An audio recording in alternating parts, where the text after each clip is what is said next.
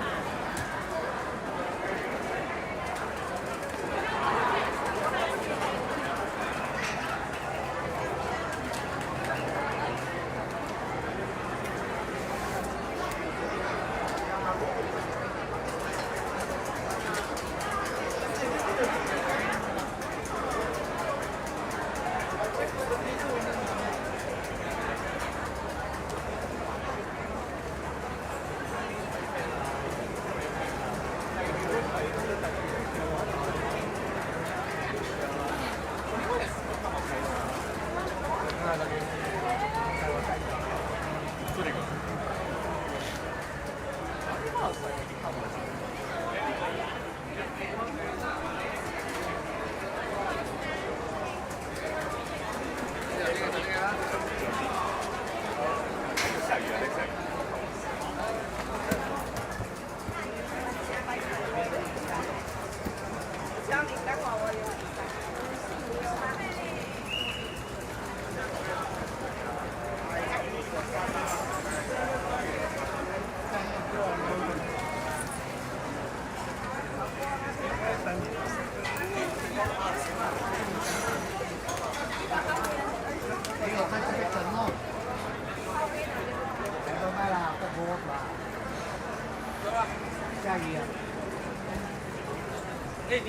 你们谁表来呀？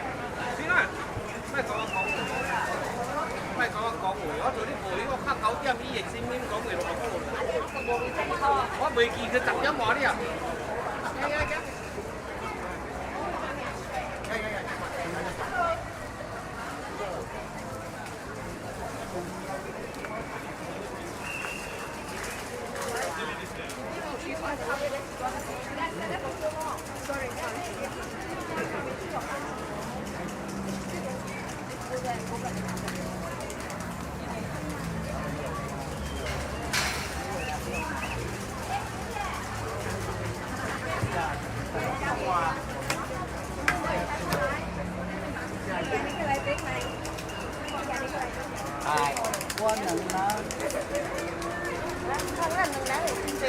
他要报新闻。我要开始，哎，你买，来啊，认真了。好吗？我打到来呀，新比赛，New One。我发决定啊，给中卫。那一张是拍的，没有，他们在拍我们进去。我们在这边快黑逼嘞，要好嘛。Let's go。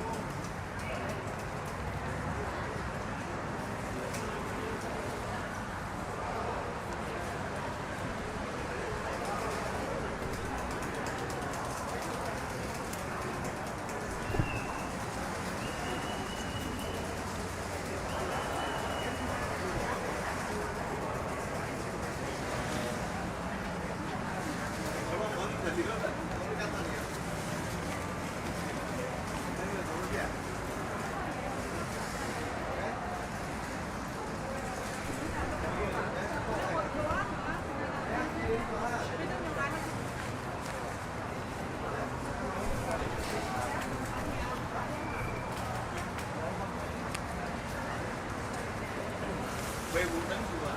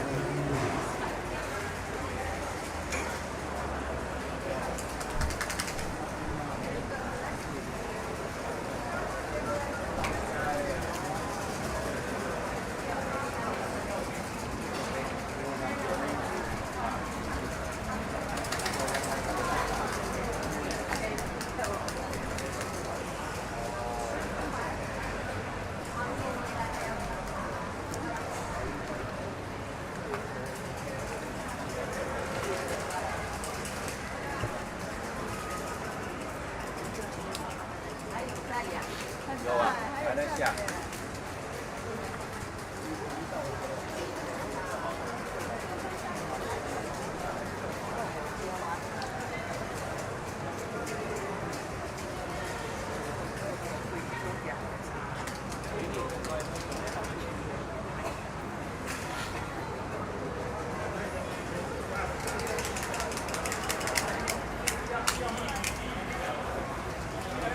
Hello，哎，你好。好沙的差不多。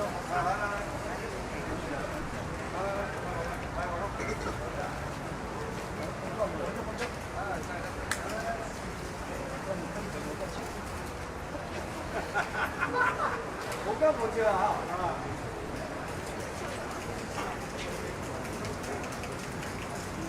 旁边。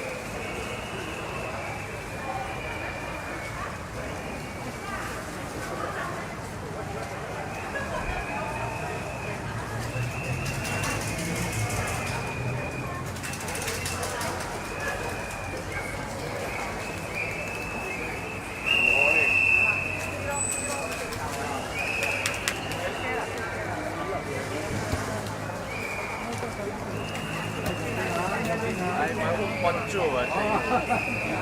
哇，小心，哇，咁多啲 bonjour。啊，sorry。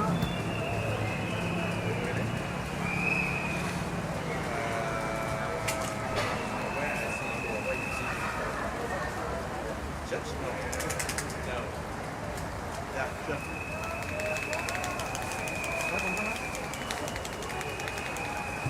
Yes. Mine's straight milk.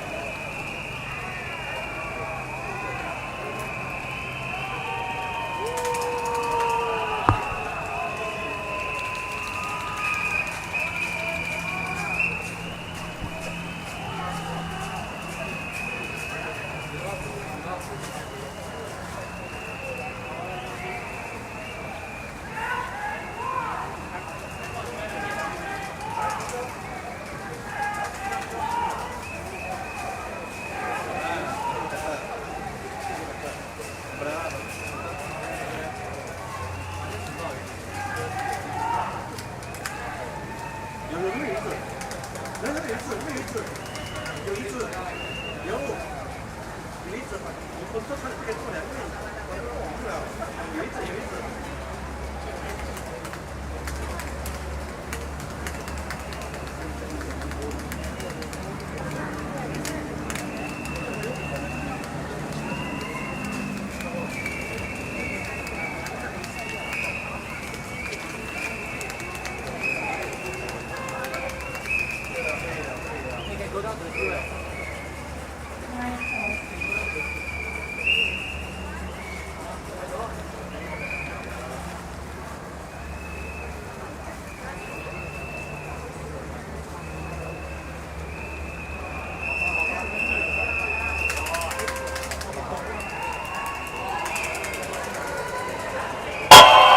Let me hear some cheers!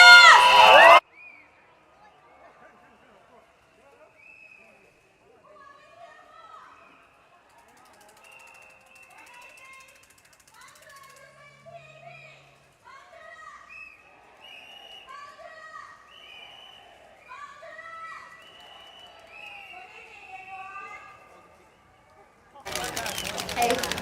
Welcome to the Bukit Panjang SMC PAP Rally!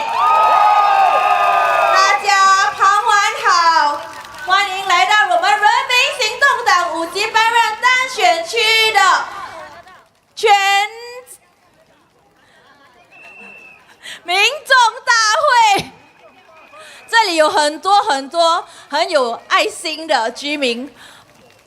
Okay, so for the Malay residents here, Selamat Petang. And for our Indian residents, Malay Vadakam.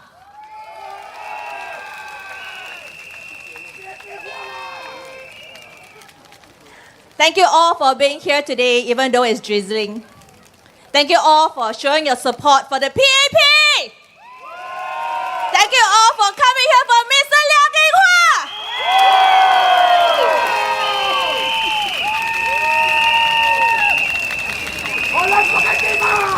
For those of you with clapper, with cheering stick and whistle, let's make some noise!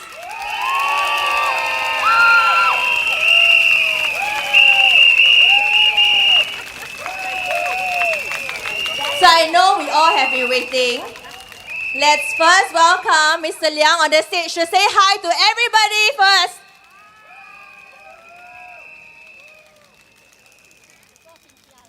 Hey. Okay. So before we do that, we today have a great range of speakers lined up for you.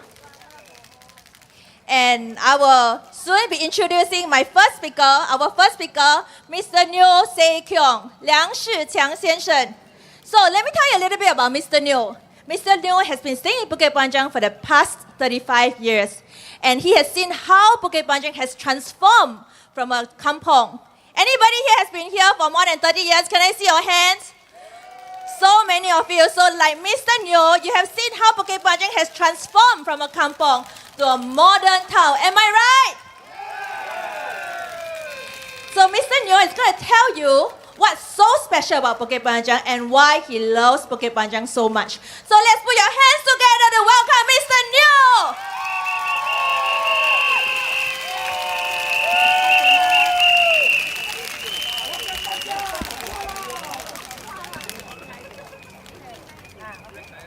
Good evening, friends and fellow residents of Bukit Panjang. Let me begin by introducing myself. My name is Neo Se Kyung, and I have been a resident of Bukit Panjang for the past 35 years. I have known Mr. Liang Yinghua for over 20 years. He was first elected as the Member of Parliament for Holland Bukit Timah GRC, representing Zhenhua in May 2006. Now standing as the PAP candidate for Bukit Panjang, Mr. Liang has served as our MP for the past 19 years. He is known to be sincere, dedicated, and extremely hardworking. In fact, A survey by Mothership once named him the most hardworking MP in Singapore.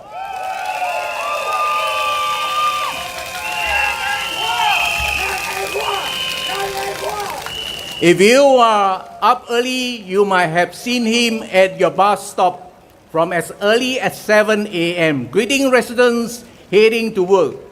This initiative is part of what he called the Happy Bus Stop project, an effort he started many years ago to connect with the community. And yes, even today, you can still find him there. That's the kind of commitment he brings. Mr. Liang truly cares for Bukit Panjang and the people.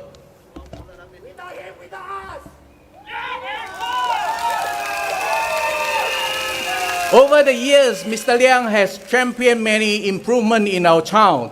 Thanks to his effort, we now have Bukit Panjang Polyclinic, Community Garden, Exercise Corner, Active Aging Center, Senior Care Center, drop-off points, and sheltered linkway, including the newly completed one along Saujana Road.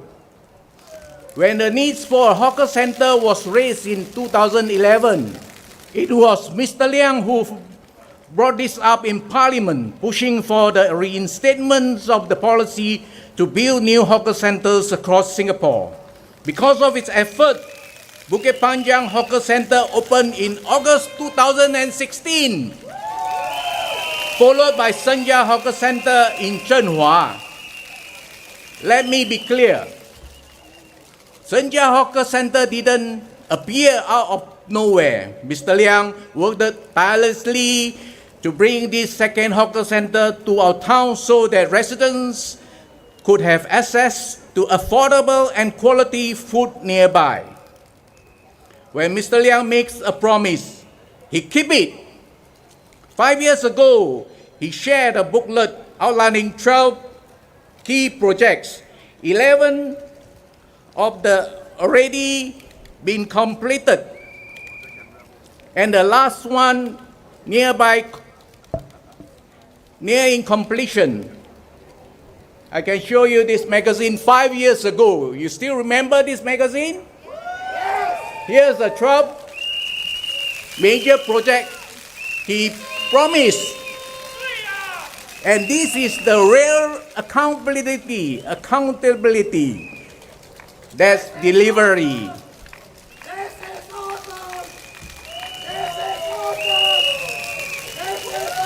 Mr. Liang is also the advisor to our temple, Chi Hock Keng Temple at 15 Fajar Road. Over the years, he has supported many community events co-organized with Harmony Circle and groups such as Fajar Shopping Center and Market Merchants Association. These activities have strengthened racial harmony and social cohesion in Bukit Panjang. Just last year, the Fajar Merchant Association, Chi Hock Keng Temple, and other community stakeholders came together to organize the grand New Year Light Up event. The light stretches from Bukit Panjang Ring Road through Fajar Roads and including to Kertai. This would not have been possible without the guidance and support of Mr. Liang. MP play a crucial role in implementing government policy, managing constituency and supporting residents in needs. Mr. Liang has proven time and again that he is capable, committed, and compassionate.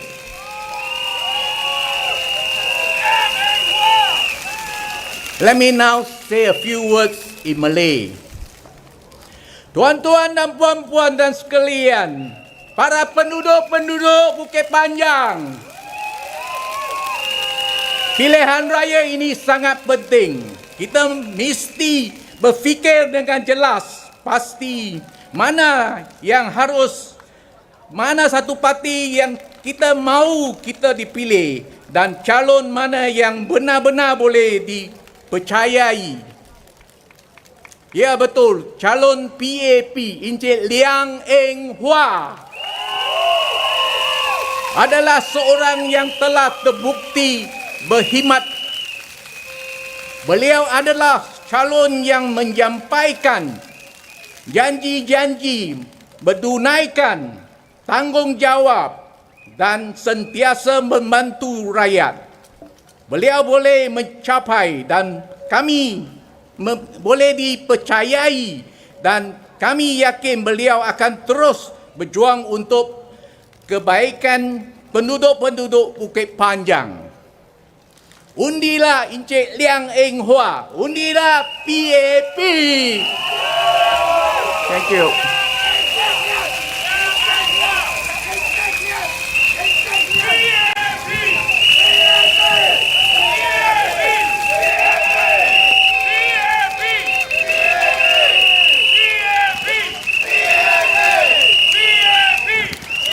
When I say Majula, you say? Majula? Majula? Thank you everyone. Let's now welcome our second speaker, Dr. Thiru Sundaram Pillai. Dr. Thiru is not just a resident of Bukit Panjang, but he's also an old friend of Mr. Liang. And he has seen and witnessed Mr. Liang's resilience and dedication to residents. So let's have Dr. Thiru on stage.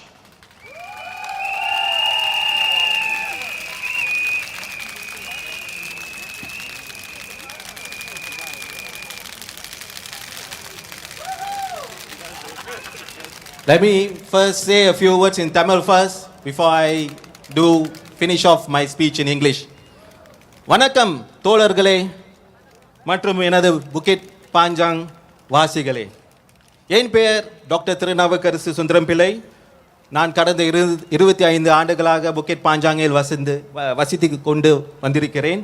எனக்கு mister லியாங்கை 20 ஆண்டு காலமாக நன்றாகவே தெரியும். அவர் எப்படிப்பட்டவர்? Mister Leong எப்பொழுதும் மக்களின் நலனையே முதன்மைப்படுத்தியவர். உதாரணத்துக்கு ஒரு நிகழ்ச்சி நடத்தணும் என்றால் அவர் கேட்கிறது ஒரே ஒரு கேள்வி: இந்த நிகழ்ச்சி எப்படி என்னோட தொகுதி மக்களை நல்ல நலன் பெறுவார்கள், ரைட், எப்படி பெனிஃபிட் பண்ணுவாங்க, அது மட்டும் தான் கேட்பார். அதுக்கு பிறகு நாம் கேட்கும் உதவியை அவர் தவறாமல் செய்து கொடுப்பார். அதுதான் மிஸ்டர் லியாங்.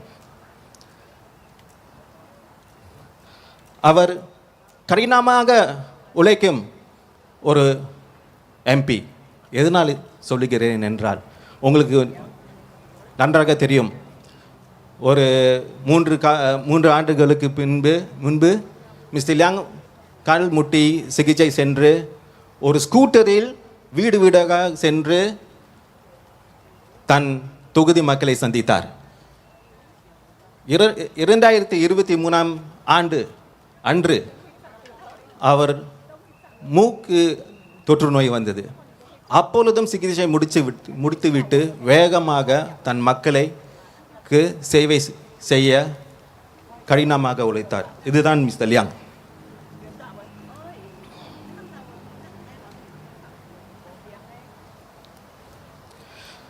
அவரால் இன்று புக்கிட் பாஞ்சாங்கில் முழுவதும் நல்ல நடைபாதைகள், இணைப்பு பாதைகள் உருவாக்கி உள்ளன. இந்த பாதைகள், இந்த இணைப்பு பாதைகள் மற்றும் நடைபாதைகள் பெரியவர்களுக்கும் சிறப்பு தேவை உள்ளவர்களுக்கும் சீராக நகர முடியாது. என்னை போல் சக்கர வண்டியை பாவிக்கும் தொகுதி மக்களுக்கும் இனிமையாக பயணம் செய்கிறோம். இதற்கு நான் மிஸ்டர் லியாங்க்கு என் நன்றியை தெரிவித்துக் கொள்கிறேன். அவர் பொது போக்குவரத்துக்கும் மிகவும் கடினமாக போராடுவார். அதாவது பேருந்து சேவை, ரயில் சேவை இரண்டுக்கும் நம் புக்கிட் பாஞ்சாங் நகர வாசிகளுக்கு போராடுவார். இதனால் உங்களுக்கு நல்லாவே தெரியும், நம் போக்குவரத்து வசதி மிகவும் சீராக இருக்கிறது, ரயில் சேவையும் சீராக இருக்கிறது. முடிவில் நான் என்ன சொல்ல வருகிறேன் என்றால், அவர் ஒரு நாகரிகமான அரசியல்வாதி. எதிரணியை ஒருபோதும் தாழ்வாக பேச மாட்டார். அவரது நேர்மை, நேர்த்தியும் சமூகத்தின் மேம்பாட்டிற்கான அர்ப்பணிப்பும் அவரை ஒரு உண்மையான மக்கள் தலைவராக ஆக்கியுள்ளது. நன்றி. Now I will say a few words in English. Thank you for patiently listening to my Tamil speech.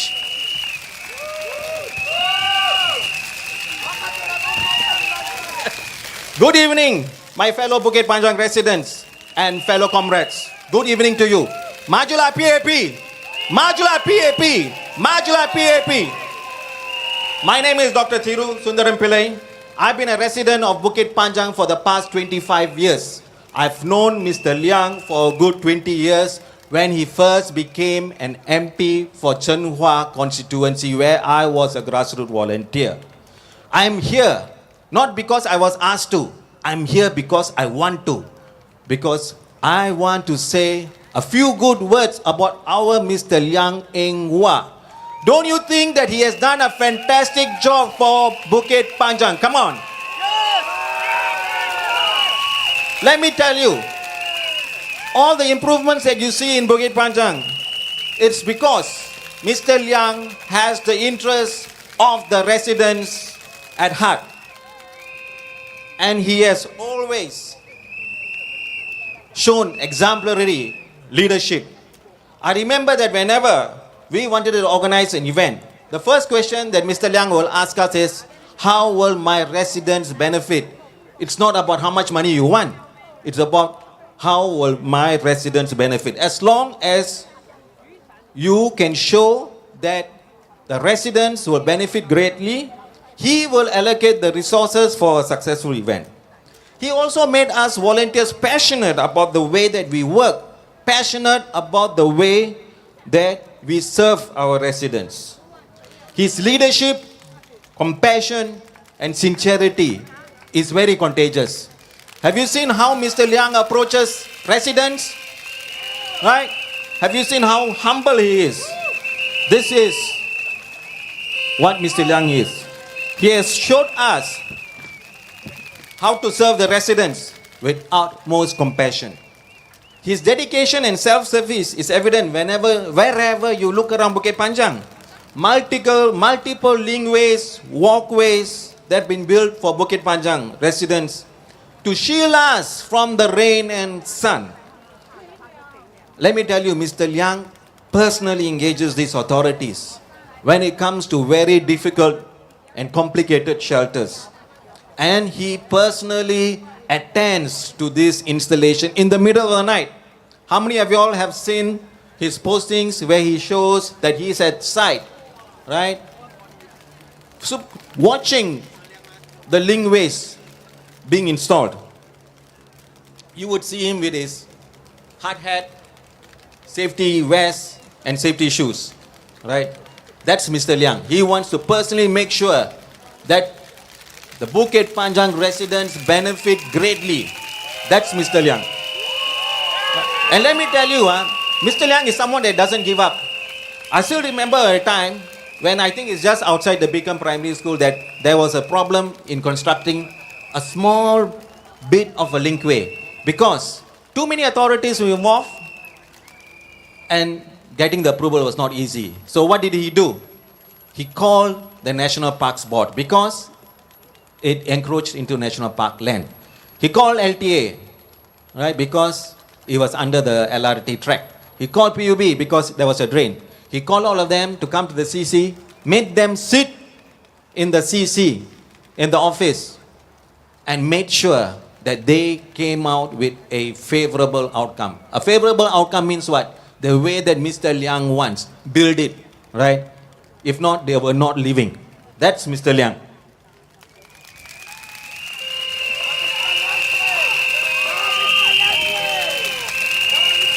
Now,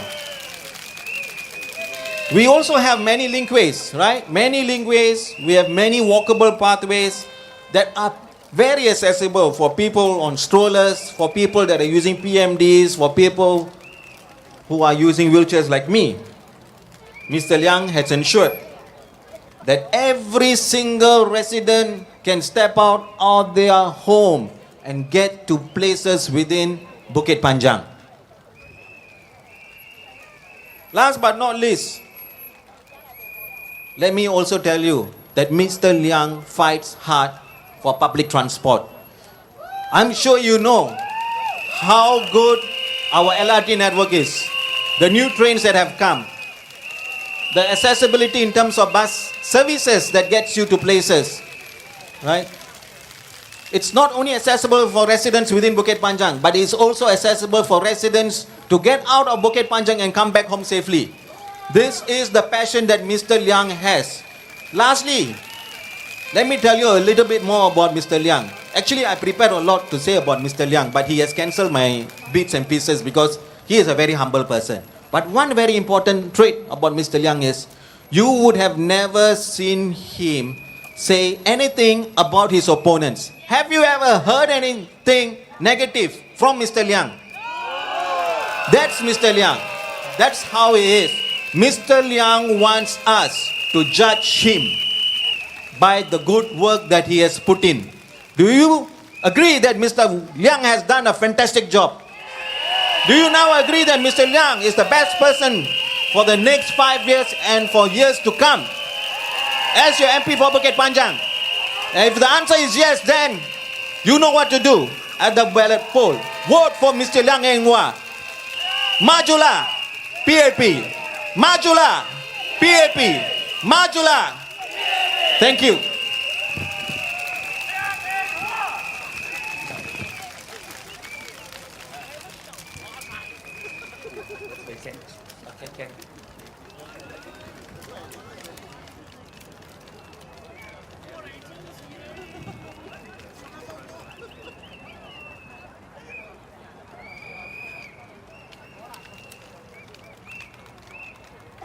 What an inspiring speech from Dr. Thiru. Let's put your hands together.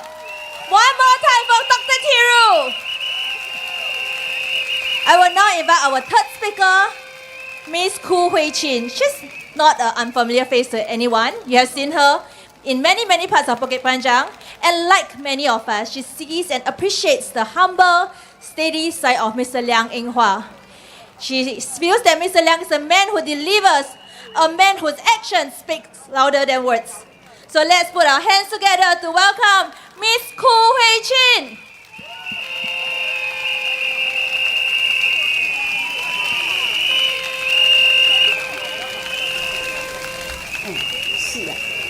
OK， 我用你的还是我的 ？Hello， Bukit Panjang 的居民们，大家晚上好。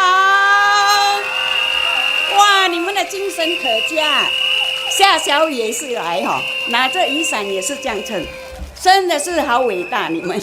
OK， 我是Dino， 因为大多数Bukit Panjang居民都会认识。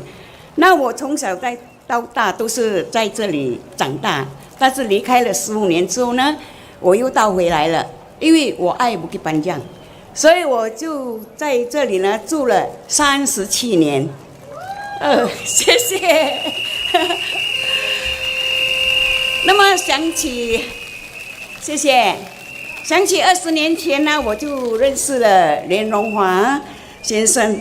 当时他策划了一项 GE40， 谁晓得 GE40？ 还不知道哈。OK， 它就是建国40年的一个大型舞台剧。当时呢，他从这个剧本、挑演员到训练宣传到正式表演，都是他亲力亲为，而且呢，他处理的真的井井有条。2小时的精彩演出呢，获得观众的赞赏与好评，可以感觉到他是一个用心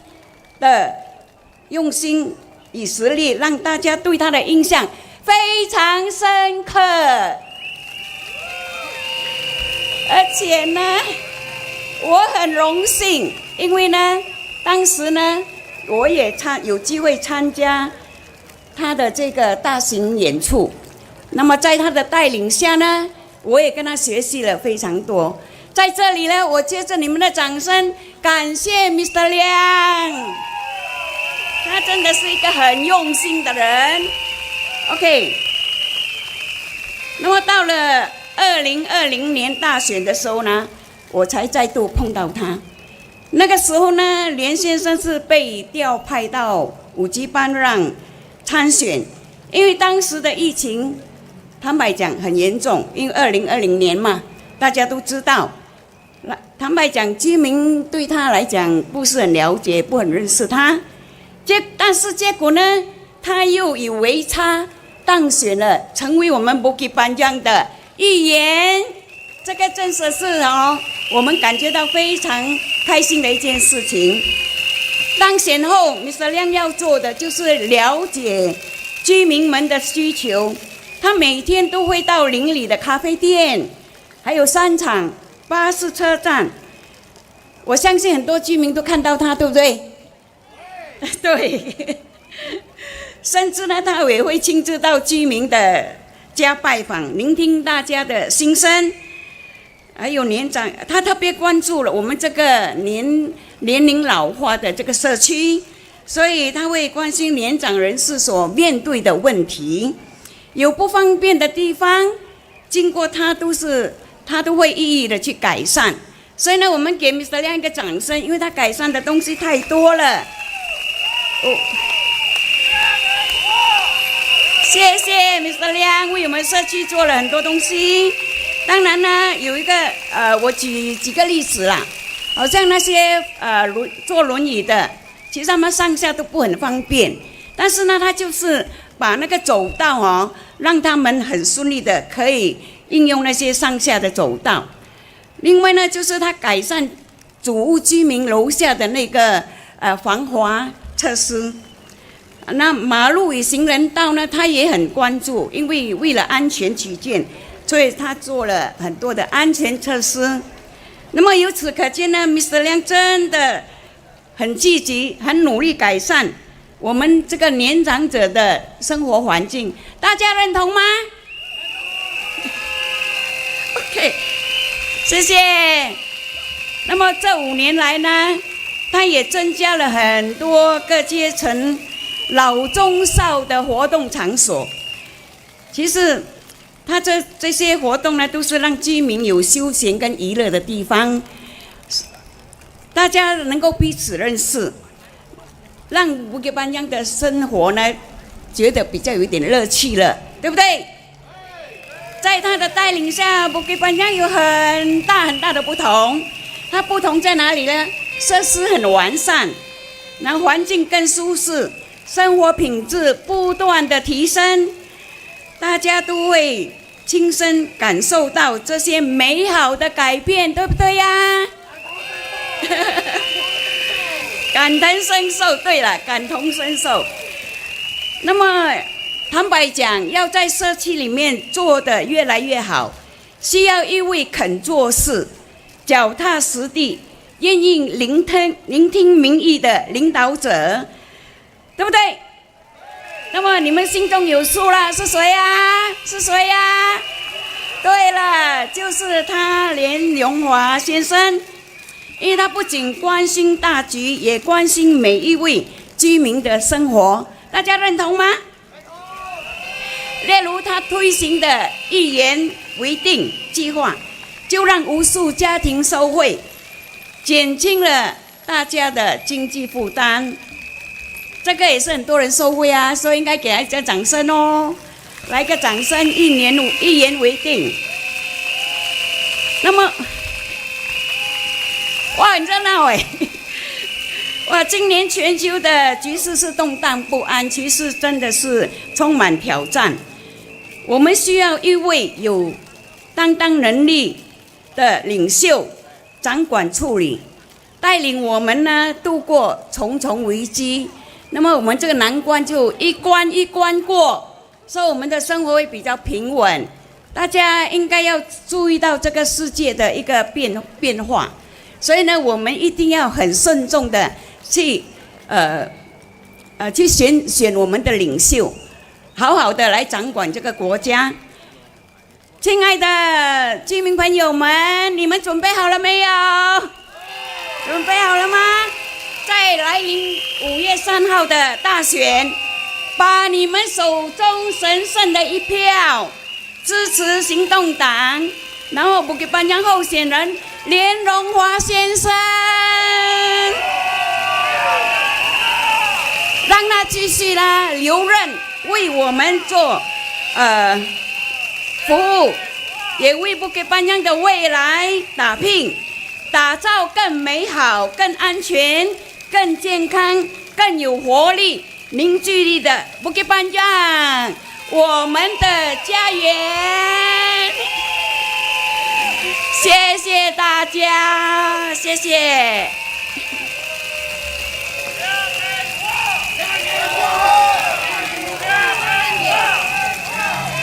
再大声点，大声点，大声点，耶、Bukit Panjang, make some noise!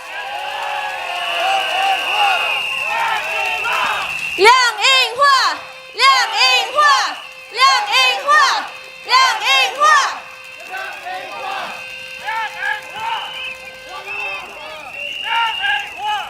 Are we ready for our fourth speaker? Our fourth speaker is none other than Mr. Zulkarnain. Zul serves with Mr. Liang, and he has personally seen how Mr. Liang leads by example. Mr. Liang always has the interest of residents in mind. Do you agree? I can't hear you. Do you agree? From house visits to walkabout to working with agency to solve residents' issue, Mr. Liang is all about helping residents and making our lives better. So let's put your hands together to welcome Mr. Zulkarnain.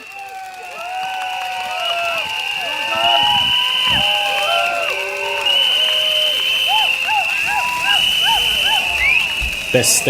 Okay.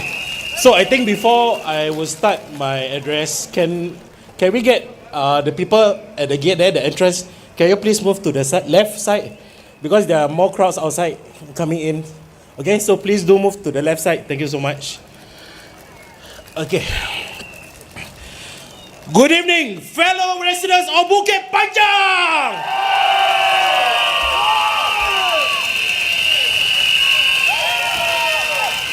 I stand before you today not only with pride, but with deep appreciation for the journey we have all taken together as a community.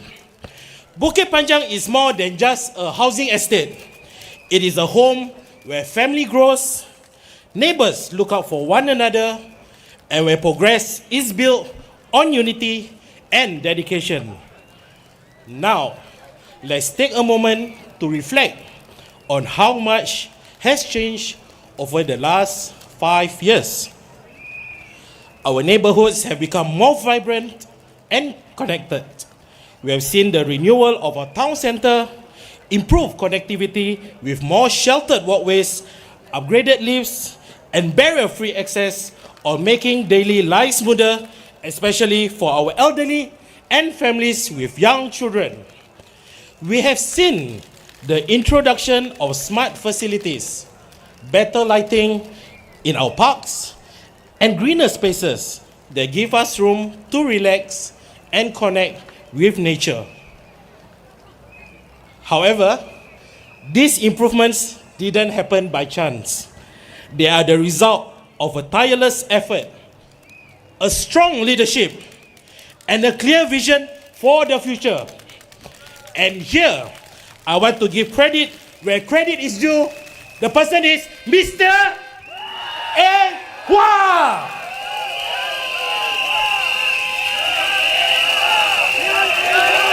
Liang Eng Hua.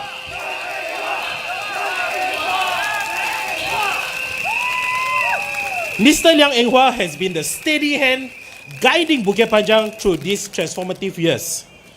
Mr. Liang has never been one to chase the spotlight. But if you have spoken to him or seen him on the ground, you know he does listen. He walks the estate, he talks to residents, and he works quietly but relentlessly to solve your issues, whether it's something as big as town planning or something as personal as a lift upgrade in your block.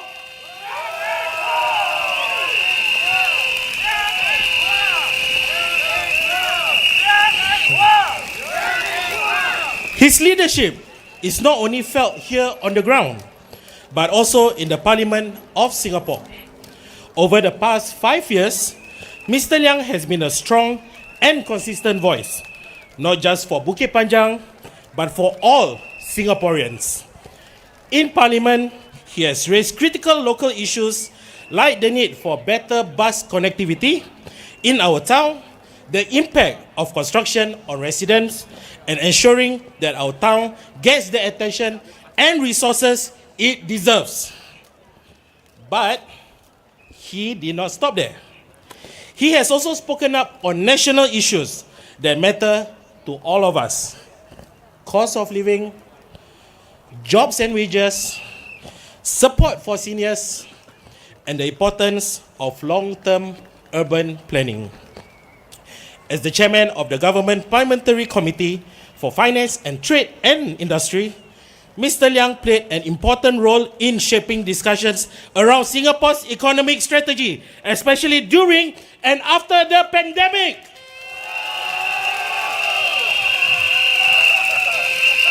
Mr. Liang has asked the tough questions. He pushed for support of local businesses, for sustainability in our national budget, and for initiatives to support workers in an evolving economy.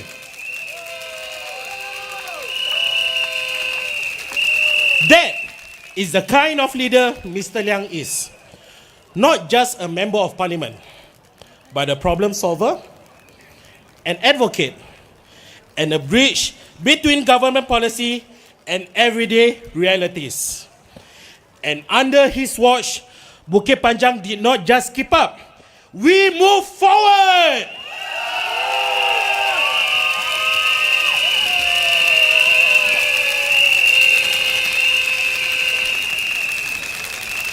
When COVID-19 hits us, Mr. Liang worked closely with agencies and grassroots teams to ensure that residents had support, whether it was safe distancing measures, digital assistance for seniors, or food distribution. The response was swift and grounded in care. When we talk about leadership, it's not just about policies. It's about our heart. It's about showing up. And Mr. Liang has done just that, day after day, year after year.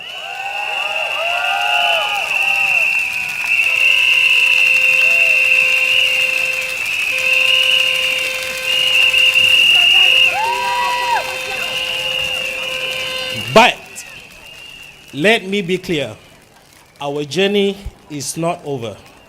Yes, we have made good progress, but we can do even more with your support and with the continuity of strong, experienced leadership like Mr. Liang.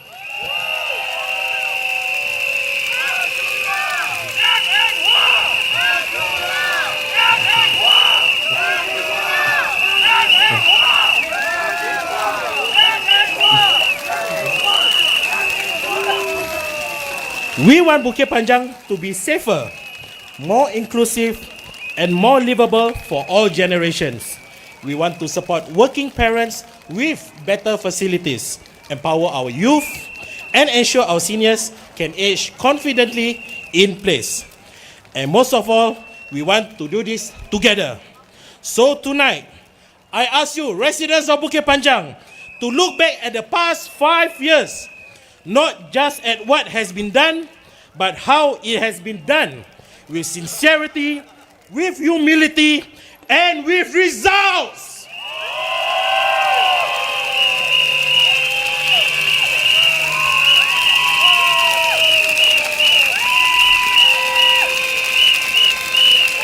So, let us continue to build a Bukit Panjang we are proud of.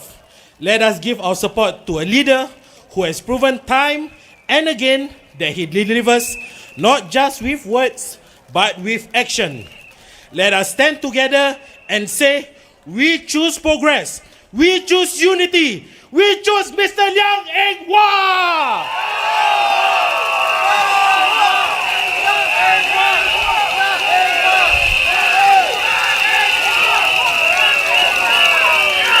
Liang Eng Hwa!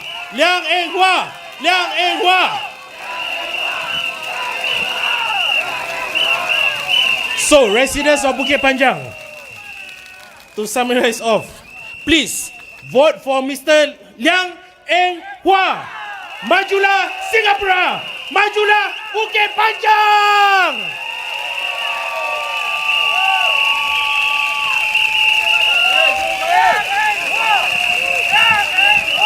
Thank you, Zhu. So I know many of you are here to listen to Mr. Liang speaks, and he will come soon after a few more speakers. So we ask for you to patiently wait for him to come on stage. Okay? But before we proceed to the next speaker, is Mr. Liang good? Mr. Liang 好不好？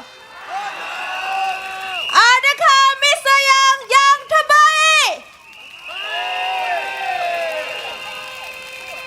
Now I'm going to bring the next speaker on stage, and she's none other than Madam Nora. Madam Nora has seen how Mr. Liang has supported the Malay Muslim community, how he cares for everyone, and the work he's doing to help everyone in Bukit Panjang tribes. Let's put your hands together to welcome Madam Nora.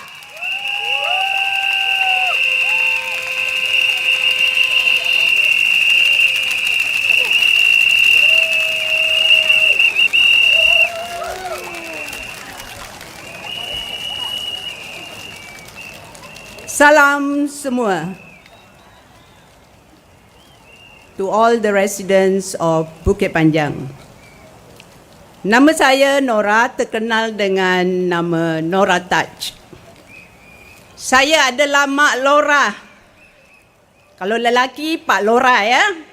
Bagi kampung Bukit Panjang. In other words, I'm the Malay chief of Bukit Panjang town. Yeah!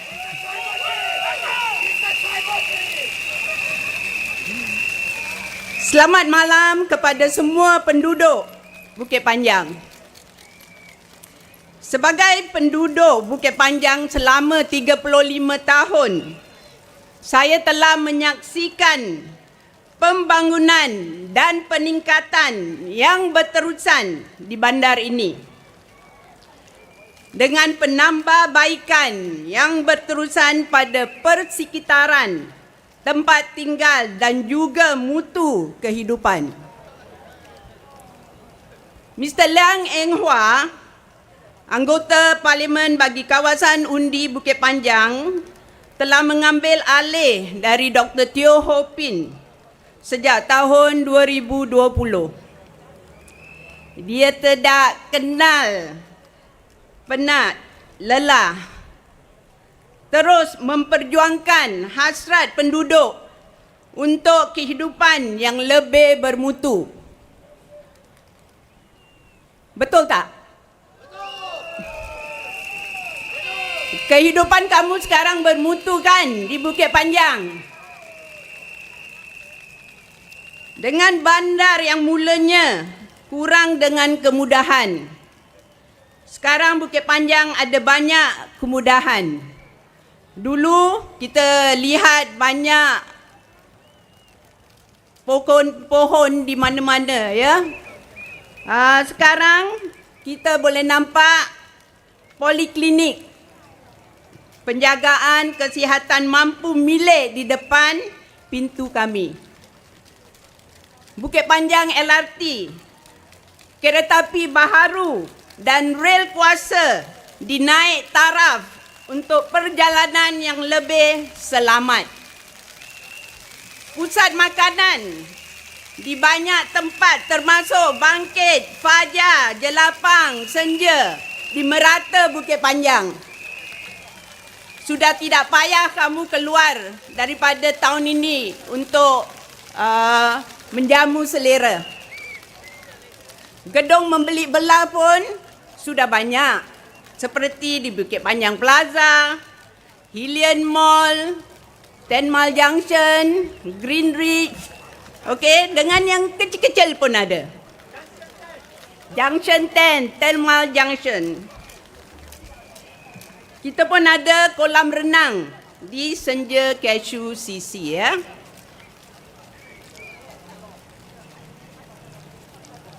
Projek-projek peningkatan bandar termasuk laluan berbumbung, anjung menurunkan penumpang dan tanjakan akses bebas halangan. Kemudahan baru seperti gym di kolong blok, kebun masyarakat dan taman haiwan peliharaan memperkayakan lagi masyarakat kita. Di bawah inisiatif Project Riders, Mr. Liang Ewa dengan sokongan dari Bukit Panjang MAC telah menubuhkan sebuah kumpulan sokongan untuk membantu kira-kira 490 pekerja penghantaran makan di bandar kita.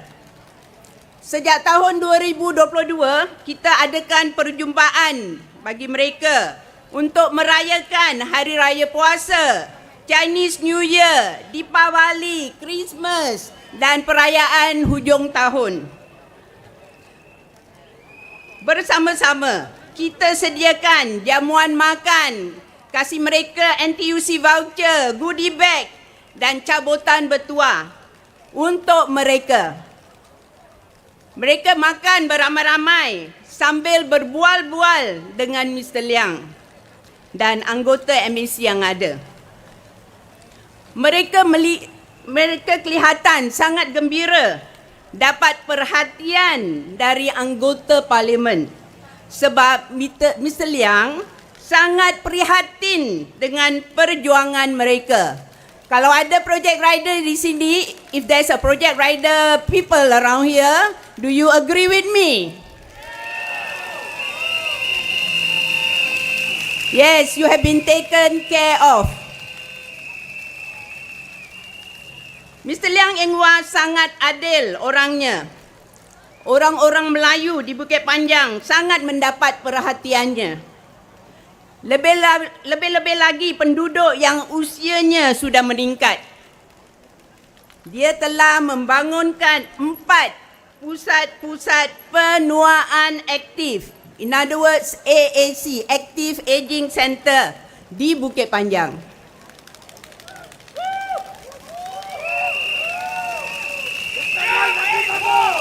Yes. Pusat-pusat ini memupuk hubungan sosial dan mengurangkan pengasingan dalam kalangan warga emas kita melalui inisiatif santapan community. Program-program ini menyediakan hidangan berkhasiat sambil menggalakkan warga emas untuk melibatkan diri dalam interaksi yang bermakna, ikatan budaya dan aktiviti komuniti. Dengan mengambil bahagian dalam penyediaan makanan kepada jiran-jiran yang terlantar di rumah, warga emas boleh membina rangkaian sokongan yang kukuh dan kekal aktif dalam komuniti. Dengan banyaknya projek-projek yang telah lengkap, projek-projek yang sedang berjalan pun masih banyak, seperti mempertingkatkan pusat beli belah fajar, program peningkatan lift or LUP dan flat BTO bersepadu baru. We have BTO coming up. Kemudahan sukan dalam kawasan dan taman terapeutik. Bukit Panjang akan sentiasa kekal sebagai tempat tinggal yang berkembang, maju dan terhubung untuk semua. Tuan-tuan dan puan-puan, selama ini Mr. Liang sudah memberikan yang terbaik untuk penduduk Bukit Panjang. Takkan sekelip mata kita akan melupakan usaha baiknya dan memberi sokongan pula kepada parti lawan. Tidak betul kan?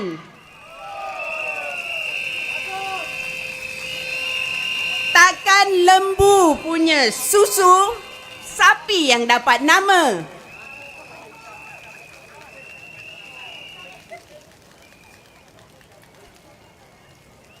Okey, sekian saja yang saya boleh ucapkan. Jadi, undilah dengan baik. Undilah Mr. Liang Eng Hwa. Undilah PAP. Majulah PAP. Majulah PAP. Majulah Mr. Liang Eng Hwa. Terima kasih.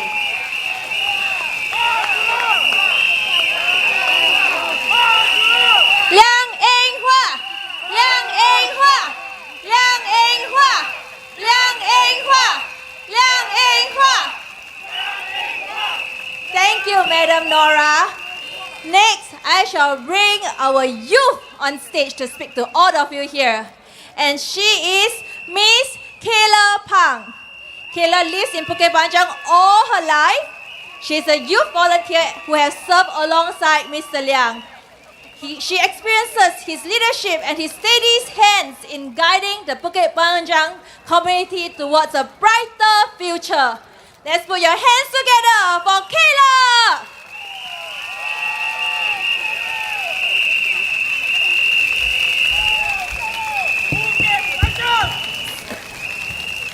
Good evening, ladies and gentlemen of Bukit Panjang. My name is Kayla Pang.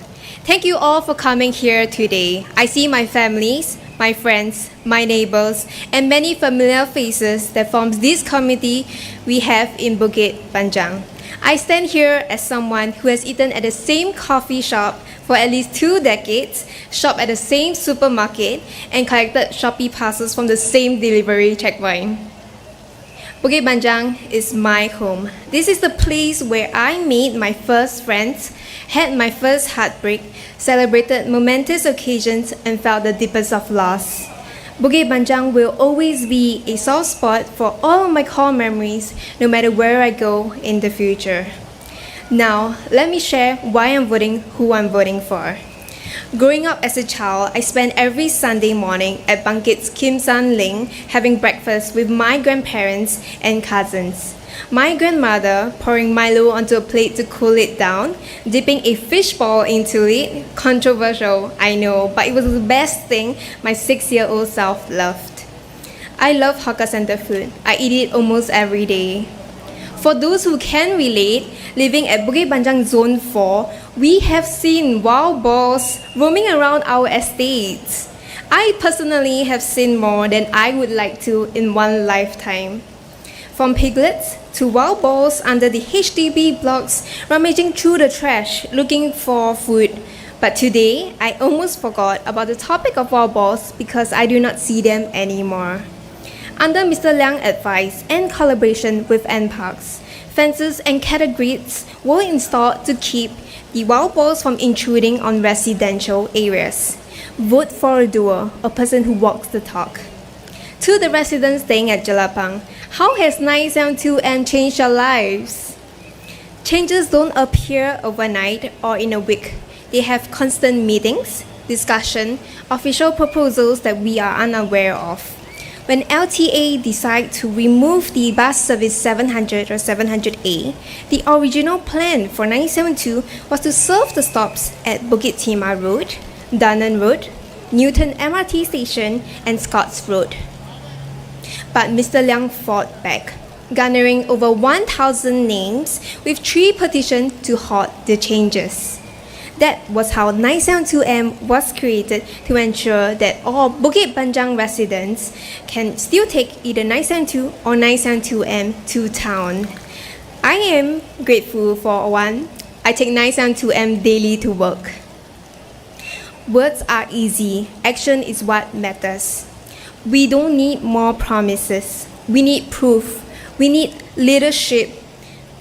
We need leadership that stands firm when it's hard, not just when it's easy. So I urge you, our future depends on it. Choose someone who does the work, not just talks about it. Choose a leader who is strong in face of adversity and leads not for convenience, but for conviction.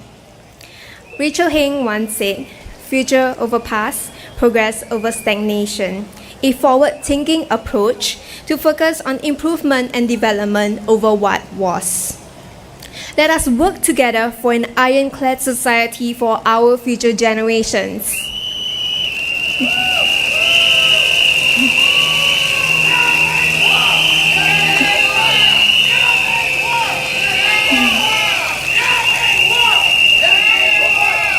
My dear friends, especially our first-time voters and young residents, today I implore you, look beyond the noise of social media. Look instead to what truly matters. Look at track records. Look at character. Look at who your grandparents turn to when in times of help, when they need help, who they speak so fondly of. Because one day, it will be you seeking help from your MP. Every vote we cast this time shapes the future, not just ours, but the future of our children, our grandchildren, and generations we may never even meet. Are we really willing to leave that to chance? Or will we stand firm, grounded in our roots, building on what is already strong, improving what has already proven itself? Think ahead, 10, 30, 50 years from today. What do you want their lives to look like? Stability? Hope? Progress? These elections are not a trial run. This is not a test. There are no refunds and the consequences are permanent.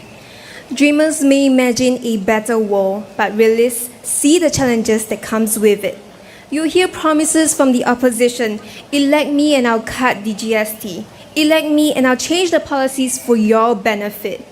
But let me ask you this, at what cost? What are the consequences? The world doesn't shift without something tipping the balance. Choose wisely, choose with your heart, but also with your head. The future is watching. Thank you.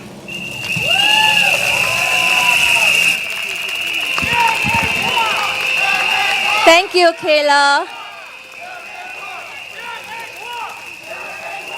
Liang Eng-hua. Liang Eng-hua. Liang Eng-hua. Liang Eng-hua. Now, our next speaker is someone that you've seen a lot around in Bukit Panjang. Do you know who he is? Want to make a guess?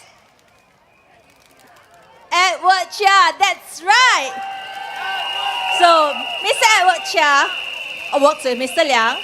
He fights alongside with Mr. Liang, and he personally witnesses how Mr. Liang helps residents. His tenacity in wanting to make lives better for every one of you here.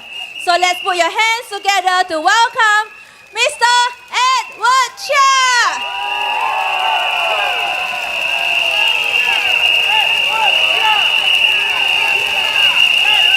Thank you.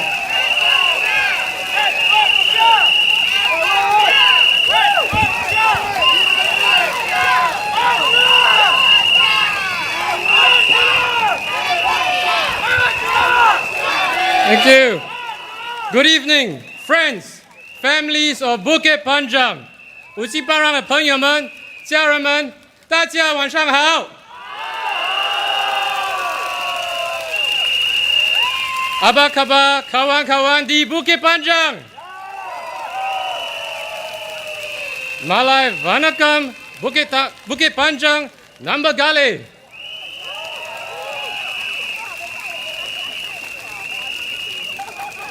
I call you friends and family because this is who I see here today.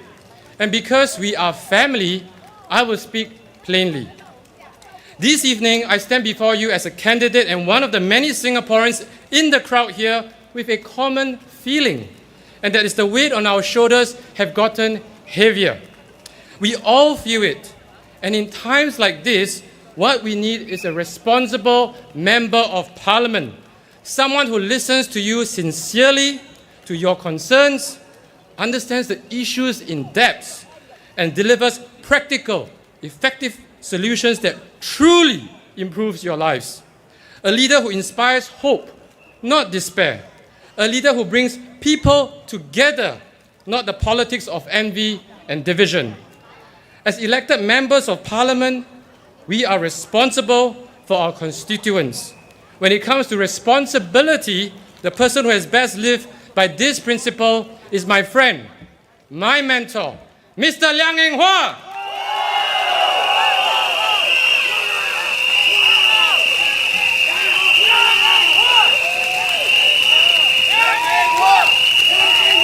Mr. Liang has served as the MP for Zhenghua and later Bukit Panjang SMC for the past 19 years with distinction.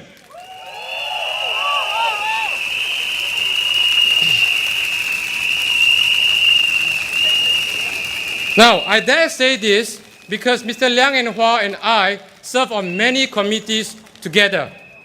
Mr. Liang is the chairman of the Holland Bukit Panjang Town Council and I'm his vice chairman.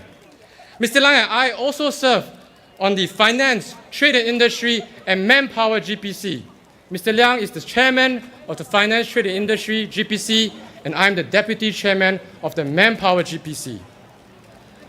We scrutinize finance, economics, and manpower policies, and we are both passionate about ensuring good jobs for Singapore and that Singapore continues to be financially stable.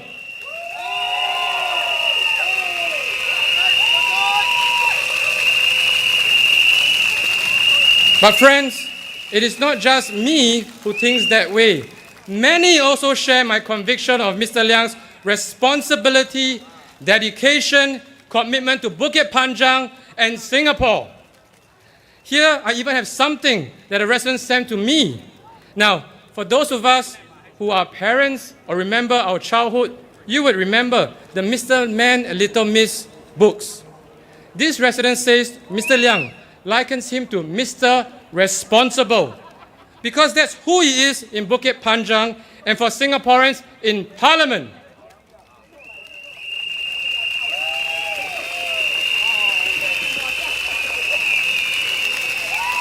So let me tell you how Mr. Liang has been Mr. Responsible. When he was diagnosed with cancer, he assured all of us that while undergoing treatment, he continues to be responsible for the town and residents' welfare. He said, and I quote, "My residents entrusted me to take care and represent them. I cannot delegate it to someone else," end quote. Now, this is responsibility. Responsibility is committing to the mandate voters have entrusted in him even during challenging times. On the Parliament front, Mr. Liang has always been a champion for Singaporeans. He spoke up on daily issues that concerns us. He has fought to ensure that our policies provide good jobs to Singaporeans first.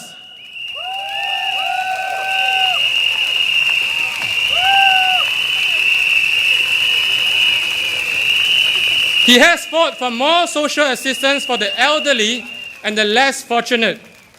He has voiced out for both national, municipal concerns around cost of living and the quality of life on the ground, including for more public transport subsidy, which culminated to an additional 300 million top-up.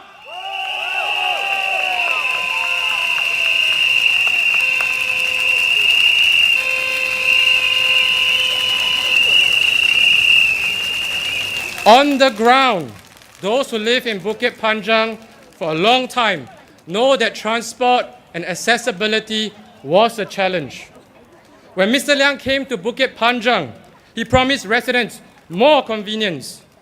Today, we have bus service 972, 972M, 922, 976, thanks to years of pushing LTA and operators to make this possible.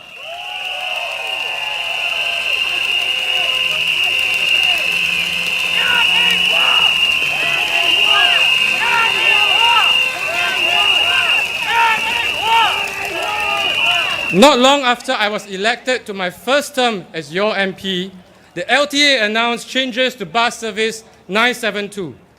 Changes that will disrupt your daily commute. We heard your concerns loud and clear. Mr. Liang and I stood with you and we worked tirelessly with the LTA to find better way. As a result, we not only preserved the original 972 route, but also introduced 972M. Today, residents have a choice, 972 or 972M, depending on your destination. This is what listening, partnership, and persistence can achieve. This is our collective action with you.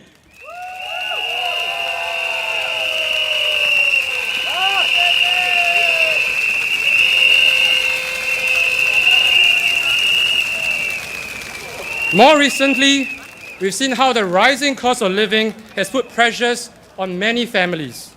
While national schemes have provided support, we felt it was important to do more at the local level.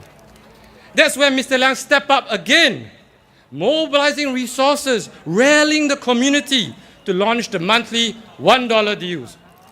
The initiative was such a success in Bukit Panjang SMC, it inspired us to bring the initiative to the rest of Bukit Panjang town.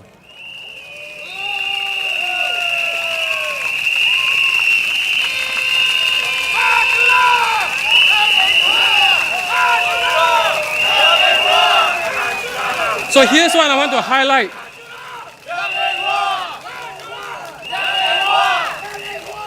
So here's what I want to highlight to friends and family. The fact that the opposition dismisses Mr. Liang, as I quote, just a ground MP, shows exactly where their priorities lie. They seem to think that walking the ground and understanding your daily needs and concerns isn't important. But isn't that the very foundation of being a good MP?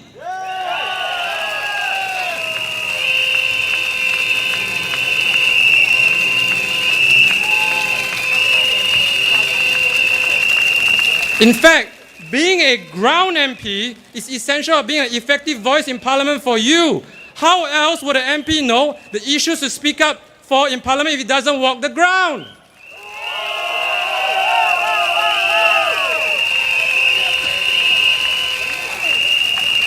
How can he fight for you if he's not with you, listening to your struggles and understanding your aspirations?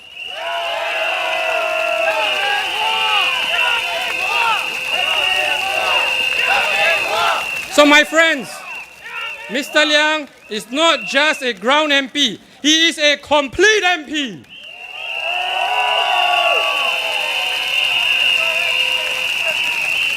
He is both firmly on the ground with you, understanding your everyday needs and being a strong voice in Parliament, shaping national policies that impacts all of us.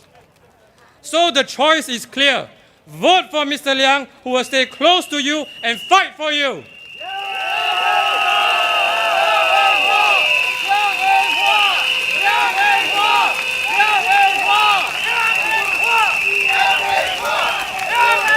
In Bukit Panjang town, we know families live close to each other, often across political boundaries. Many young couples I meet during my home visits live near their parents, sharing meals, sharing care, and raising children together. At the end of the day, it is one Bukit Panjang town.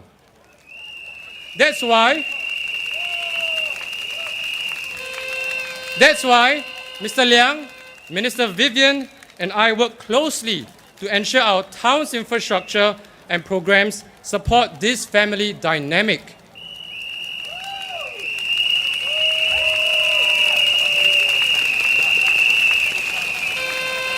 We've introduced 6 active aging centers in Bukit Panjang town, so seniors stay healthy, active, and engaged. For seniors who need more care, we've added 4 new senior care centers, opened a nursing home, and have an additional 300-bed nursing home in Jelapang under construction.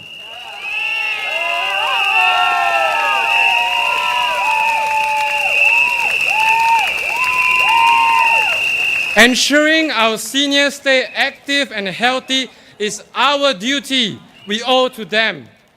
Caring for them is the most direct way of supporting families who are their caregivers. For young families, we opened 2 mega childcare centers in Zhenghua, enrolling more than 400 preschoolers.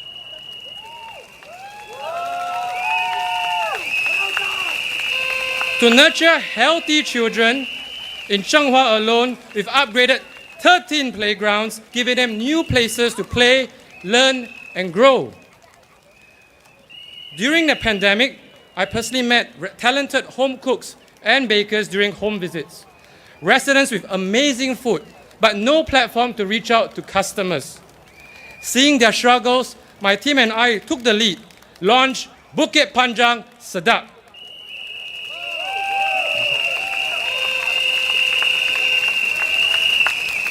a Facebook group to connect our home-based food businesses with the wider community. With the support of Mr. Liang and Minister Vivian, we promoted it on banners and posters across town. Today, the group has over 16,000 members.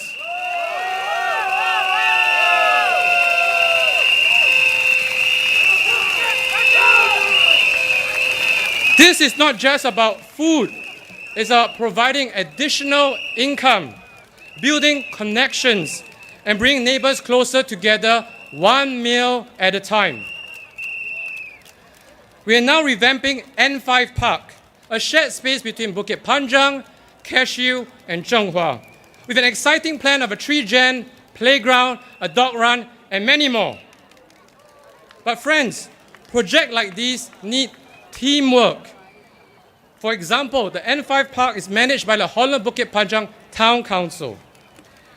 And it will be very difficult to manage the refreshed N5 Park with two separate town councils. So friends, we have something good going on here. This collaboration between Mr. Liang, Minister Vivian, and myself have worked well together. Let's not risk what we have built together for someone else's political ambition. Let's keep a stronger Bukit Panjang town for our families and for our future.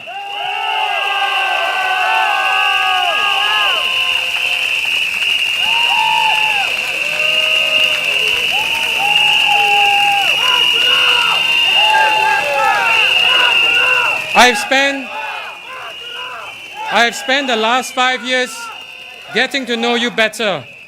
I feel much joy when little children see me and shout, "Uncle Edward!" Because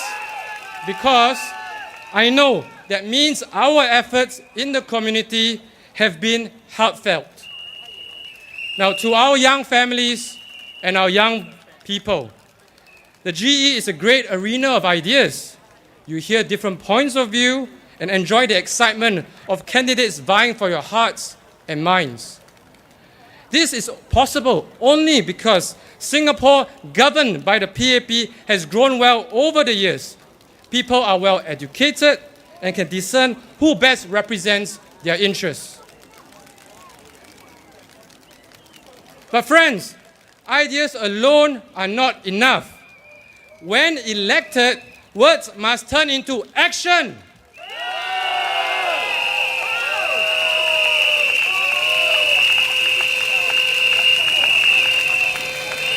If all the opposition can promise is to speak up for you, then you need to ask, you really need to ask, is that all you are getting? Because talk is easy, talk is cheap. Talk alone doesn't build homes, doesn't create jobs, doesn't raise wages to cope with the cost of living.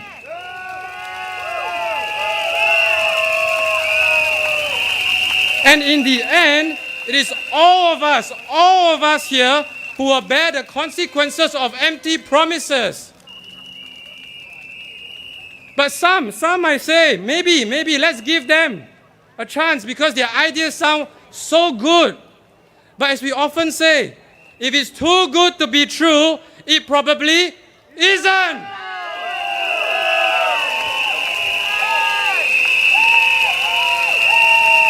Now, they say all Singaporeans are on different boats. Some might be lifted by the tide, others sunk by it. But we say, we are one people, one Singapore ark. When the storms come, we weather them together. We only have each other.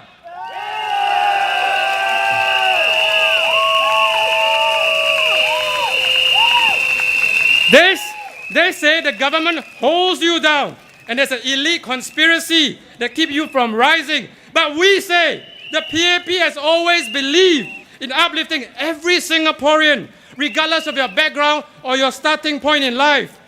Not by pitting groups against each other, but by building bridges and opening doors.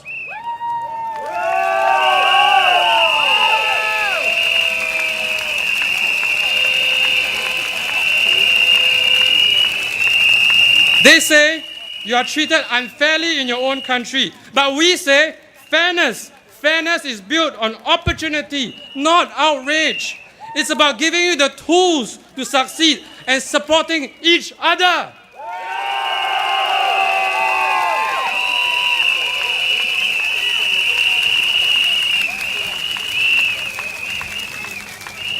They say they are here to bring you the change you deserve. But we say real change. Real change is not about loud words. It's about consistent, tireless work to make your lives better. Work we have done for over 6 decades and will continue to do.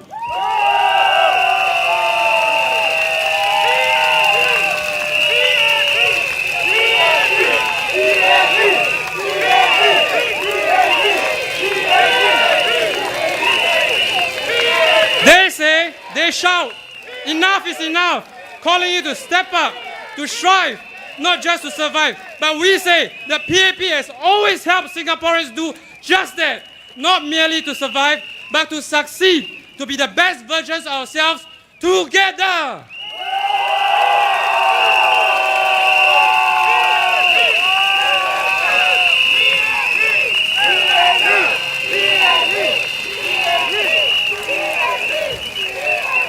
Ultimately, this election is about whom we can trust to be responsible for securing your hopes and your future. Your vote is more than just who can shout louder than a PAP at a rally. It is about whose actions have always spoken louder than their words. It is about responsible action with you. It is about who is your Mr. Responsible.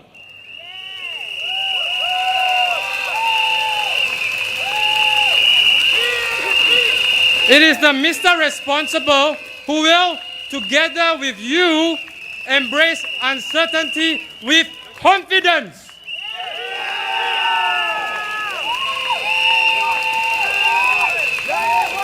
And in Bukit Panjang, this person is Mr. Liang Eng Hua.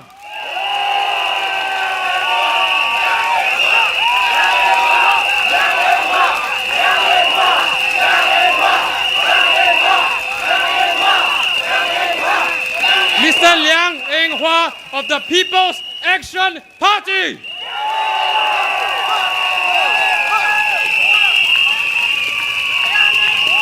So, friends, vote for Mr. Liang Eng Hua, vote for the PAP, Majulah Singapura. One more time, Majulah Singapura. Thank you. Thank you, Mr. Edward Chia.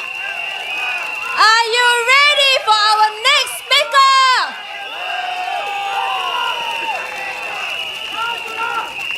Because of him,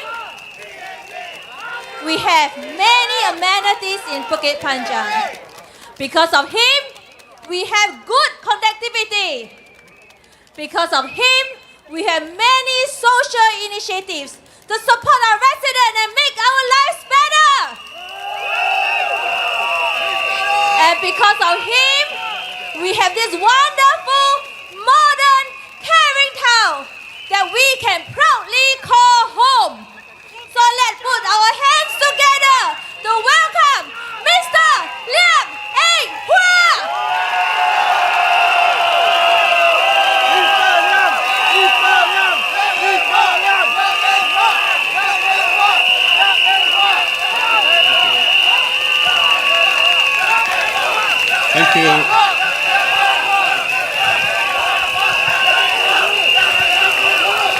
Thank you. Thank you, everyone. Good evening, residents and friends and fellow Singaporeans. Thank you for being here to join us on this rally, even though it's a wet day on the soggy ground. Really, thank you so much for coming together here this evening.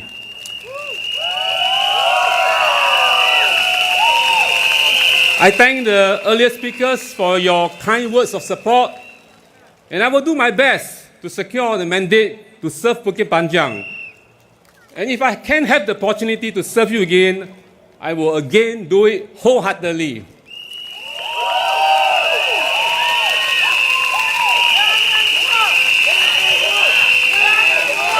I thank my colleague, Mr. Edward Chia, for joining us and speaking in this rally.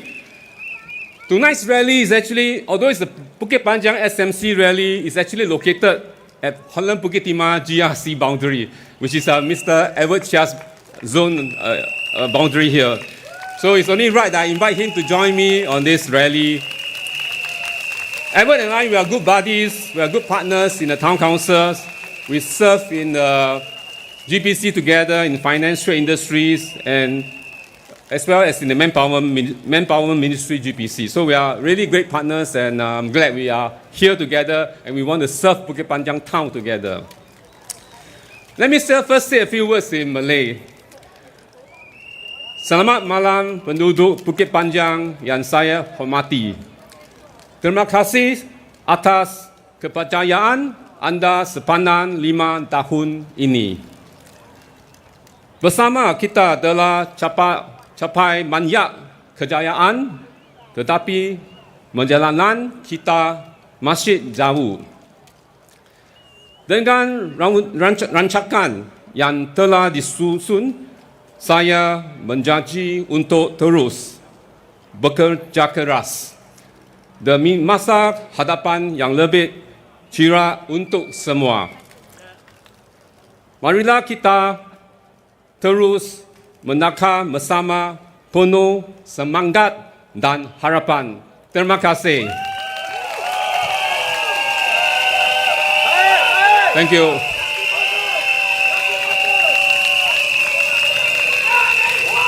各位居民朋友们，大家晚上好。首先，让我衷心的感谢大家过去5年来给予我的信任与支持。过去20年来，五级班案经历了巨大的变化，居民们亲身见证了市政延续性的深化发展与改善，居住环境继续的优化。生活素质提升，非常感恩这过去的20年呢，在市政提升的这个过程旅途中，我有幸能与大家为市政居民出一份力。其实五级班案市政虽然每年都在改善，但是每5年呢，我们都会有一个巨大的变化，一个巨大的提升。比如说过去的5年吧，我们的市政与社区又进行了一个大提升。现在呢，我们的市政已经有了自己的综合诊疗所，不用再去北湾那边去看医生。我们有了第2家现代化的这个小贩中心，然后我们在仙家这一带也建了一个 KJ1 通往 KJ1 的一个立交桥，大大的疏解了我们市政的交通。就算是繁忙时间吧，交通也可以比以前更加的顺畅。我们也有更安全的人行道和脚车道，方便我们的居民通往行驶。我们的市政已经总共有了6家新的这个乐龄活动中心，还有4家设备齐全的看护中心。所以这都是我们过去5年来的提升。然后居民有需要，我们都尽量的去把它做到。我们的改善呢，不只是硬件，我们也扩大了社区项目的规模。我们现在可以服务更多的居民了，因为我们的规模已经增强了。比如说，我们可以推出帮助居民负担生活费的这些项目，比如说我们的一言为定，大家都是不是喜欢这个项目？目前我们已经都售出了16万张票，将近1万户的居民受惠。我敢说，5级班案的基层活动是在各种项目上呢，都是全新加坡最活跃的地区之一。所以这个是我们市政多年来建立的这些社区的邻居。在维修主屋方面，我们也做了很多这些居家翻新，超过99座的我们的主屋已经进行了这个居家翻新，剩下还有10多座还在进行中。我们也有6座的这个主屋进行了电梯翻新，还剩下2座，我会尽力的去争取。已经有一些好的回应了，我们的 HDB。未来5年呢，如果当选呢，我会继续的提升、优化我们的市政邻里。除了继续在各邻里和住家进行翻新改造外，我们也会全力的建设更多的健身空间，包括2个体育计划的这个设施。也会有更多的这个运动设施，包括这个用途的球场、篮球场、健身角落，还有儿童游乐场等等。我们也会继续的改善交通的便利和附近的设施，还有方便居民步行的有盖走廊，大家都希望有更多，我会去争取找更多的拨款来建设。活跃生活、健康生活也是我们的另一个重点项目。我们会建设更多的休闲康乐空间，通过各种活动，让社区更有人情味，居民更健康。我们会继续的增加更多的乐龄设施，包括我们的乐龄活跃中心、乐龄看护中心，在未来的几年，我们也会继续的支持我们的年轻家庭。加强力度，协助家里有父母要照顾的，还有孩子要照顾的，都需要给他们支持。我们的宗旨是确保每一位居民，男女老少和他们的家庭都感受到我们的关怀和包容。我们还会好好的保护我们的环境、我们的家园，采取更多的环保措施。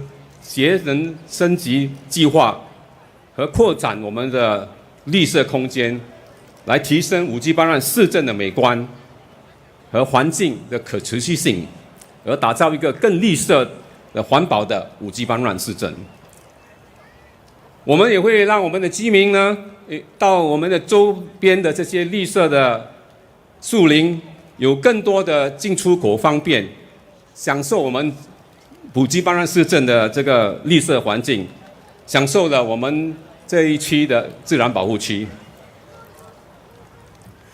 所以大家如果想了解我们更多未来5年的计划的细节，你们可以看看我们在每家每户都分发的这个特刊我们的未来的5年计划请保留这2本书，因为这个是你可以拿来对证未来5年会不会落实这些计划。我很有信心，如果当选会继续的落实这些计划，让我们的居民的生活更优化、更高素质。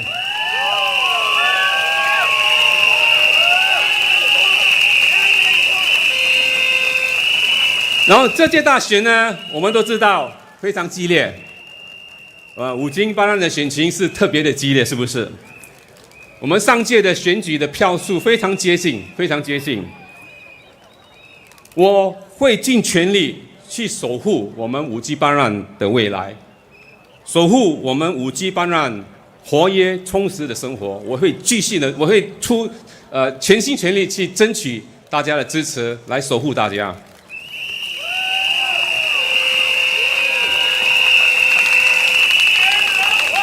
谢谢。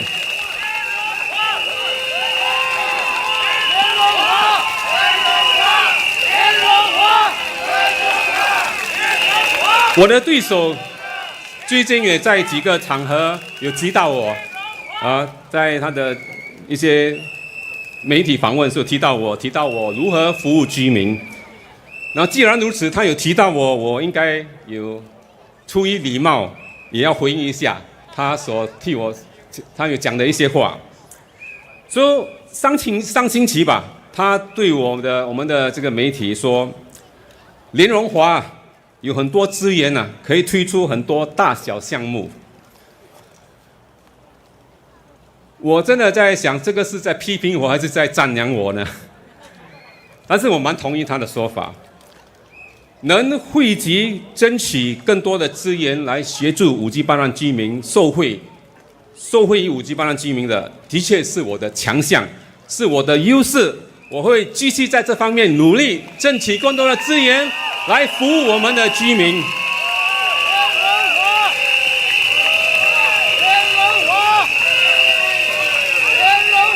一直以来，我的宗旨就是要努力为我们的居民争取更多的项目、更多的好处，让我们的居民可以过好生活。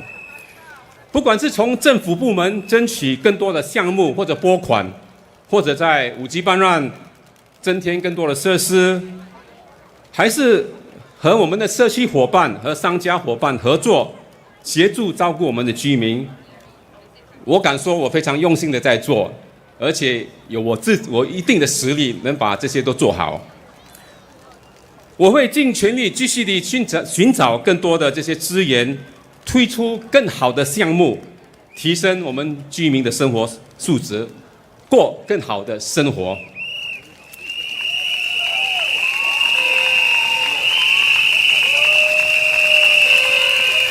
很多的这个5G 班让的大项目啊，这些基础工程。其实不是自动上门的，不是说你在那边等，他就会送上给你，而且要去争取回来的。很多项目都是要去争取，去跟我们的政府部门协商，有时相当激烈的讨论才可以争取到。我的对手可能他不知道，比如说在我们的这个 KJ1 的立交桥，我们的小贩中心，我们的市区地铁站的第3出口。我们的这些乐龄看护中心，我们的这个体育计划，乐龄的这些设施，好多都是不在我们原来的蓝图计划。我们政府是有一个每5年都有一个蓝图计划，很多这些项目都不在里面的计划。这是需要议员去首先了解居民的需要，然后去一一的争取。所以我的对手好几次都提到说，我有这个资源来做一言为定，可能他也是觉得这个一言为定是相当帮助到我们的居民，很受欢迎，所以他也都时常都在提。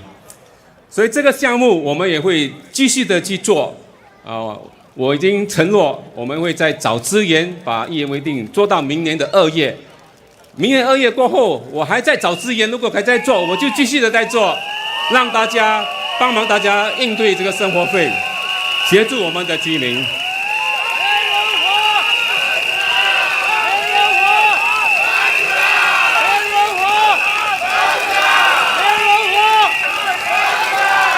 几个晚上前，这个周末嘛，我做完家访的时候，在停车场遇到了一位居民。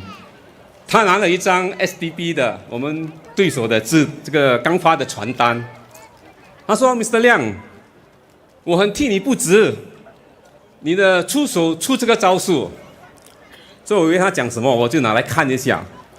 原来他指的是说里面的传单说，跟居民说：“你不要担心，你的这位议员做了好多工作，争取到的这些项目，大小项目。”一旦我的对手当选，会自然而然的会落实，所以不要担心。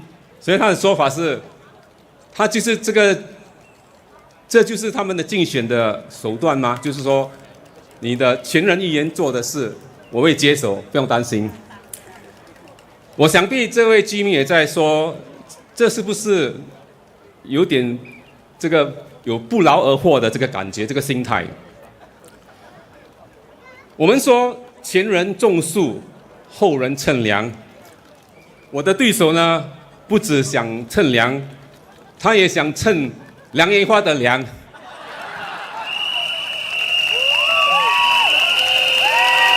我想，我的乘凉是要让我们的居民乘凉，不是让我的对手乘凉。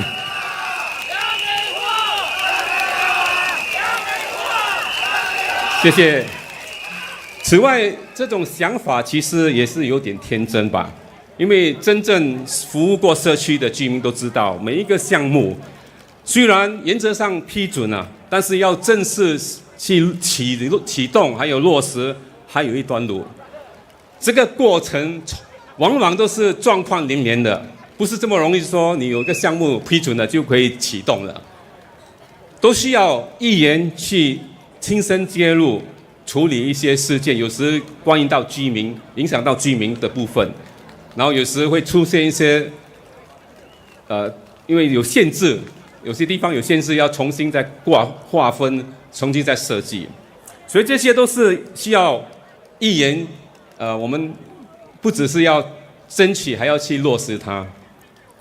所以在这里，我要向大家承诺，我所争取的每一个项目，如果我当选，我将会全心全力的去落实它，让它可以服务我们的居民，优化我们的居民的生活。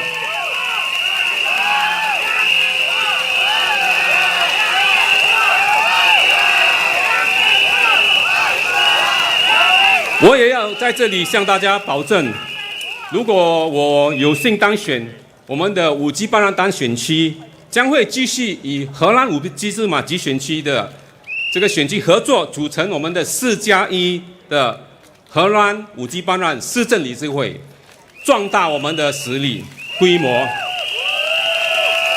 这样我们的还会更好的服务我们的居民。尤其是在我们在招标的时候，有更大的规模，可以有更多的优势。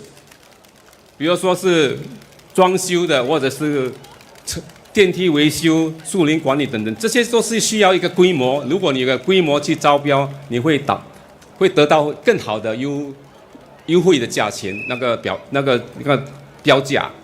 所以我们会继续的合作，然后让我们的市政能稳稳的在运作，来服务我们的居民。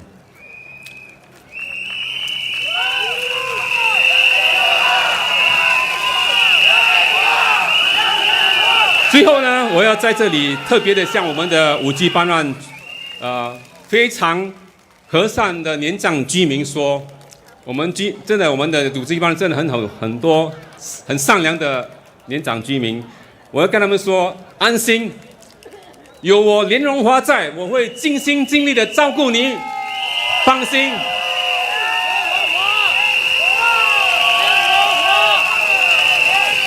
那些家里有年长者的家庭，你们也放心，有我连荣华在，我会照顾你们的家长，让他们得到温馨的照顾，放心吧。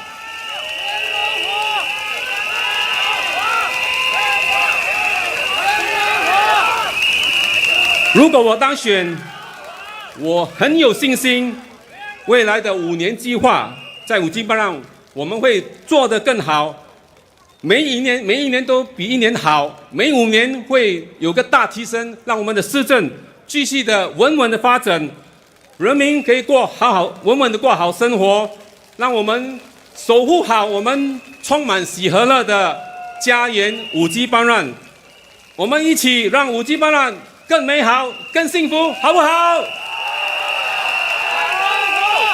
谢谢大家。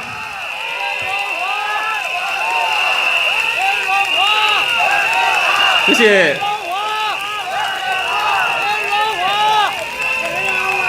Dear residents and friends of Bukit Panjang and fellow Singaporeans, 5 years ago, you placed your trust in me to serve you as a Member of Parliament. I'm deeply grateful for the opportunity to walk this journey with you, to listen to you, to fight for you, and to serve you. As you know, I also grew up in Bukit Panjang. My old home is, they call it Woodlands 11 Mile, Taiko, where today's Senja Estate is. I still live around Bukit Panjang area, and my family and I built our lives here. So Bukit Panjang means a lot to me. And I feel a great sense of belonging to this place, which is the underpinning passion why I will go all out to do and secure what is best for Bukit Panjang. It's my home.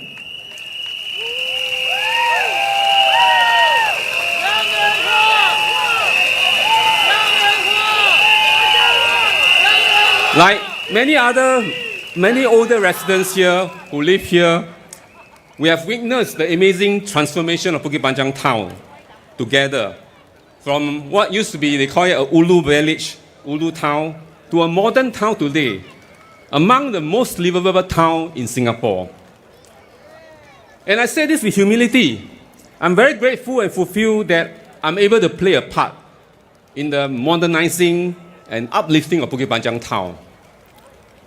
Every 5 years, we develop and work on plans to go from both incremental improvements, but as well as major shifts to uplift the town livability. In the last 5 years, we have substantially upgraded our town's healthcare infrastructure. Thank you. Thank you. Thank you. So we have really a major infrastructure built up. We have now our polyclinic, our nursing home. We have more daycare centers to take care of seniors. And then we have more active aging centers. The new Senja KJE link now helps us ease the town's traffic, especially during morning peak. We now have not one, but 2 modern hawker centers, offering affordable food, more choices for our residents here. Our community organizations have also scaled up. Bukit Panjang is now among the most active and vibrant communities in Singapore. And with a wide range of activities for people to stay healthy, stay active, and socially connected. We have also improved our capacity to assist those small families in need, providing them the necessary support. We actually doubled the capabilities to help more needy residents in Singapore. And we reached out to more community groups over the last 5 years.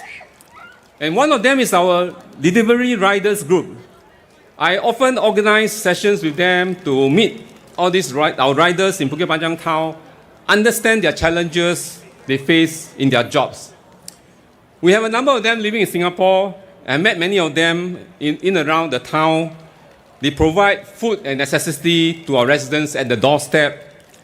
They are our service hero, providing much appreciated last mile service and conveniences to our residents. I understand some of them are here. Can I see the riders? I heard they are here around here. Thank you for joining me. Let's give them a round of applause, our riders. They are always working hard, rain and shine for us.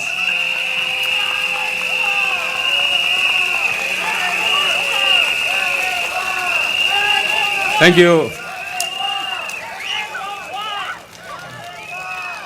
We know that the cost of living is a major issue for many of our Bukit Panjang residents over the last few years. The global situations have seen inflation rise across the world, and Singapore is not spared from it as well. Many of you shared with me the pressures you face providing for your families and the loved ones. So I have been pushing this and bringing this up to the government, to the ministries, to help more. And the government has put in place measures to ease some of the cost pressure and also to support heartlands merchants, for example, like the CDC vouchers. And I decided that I have to do more as well for Bukit Panjang residents. That's why over the last 2 years, we came out with programs like the $1 deals and the other programs to help our residents deal with the cost of living. We do our small part, whatever we can. And I hope that these efforts can be helpful, and I promise to continue to do more, to do better, if I'm elected again, to serve you. So it's an amazing last 5 years. Thanks for walking this journey with me to uplift Bukit Panjang.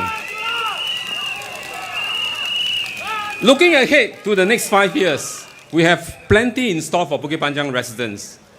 The details of our 5-year plans are in our town book here.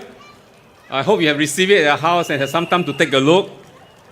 And I hope you keep this book with you for the next 5 years to take reference whether some of the items listed out there, are they carrying out, are they delivered? Often, actually, we deliver more than we have promised, especially like last 5 years. We added more things from the plan. And similarly, the next 5 years, you can rest assured I'll be on the lookout again. Any good deals, any good projects or new initiative that can benefit our residents here, I'll be the first to go and get them to Bukit Panjang.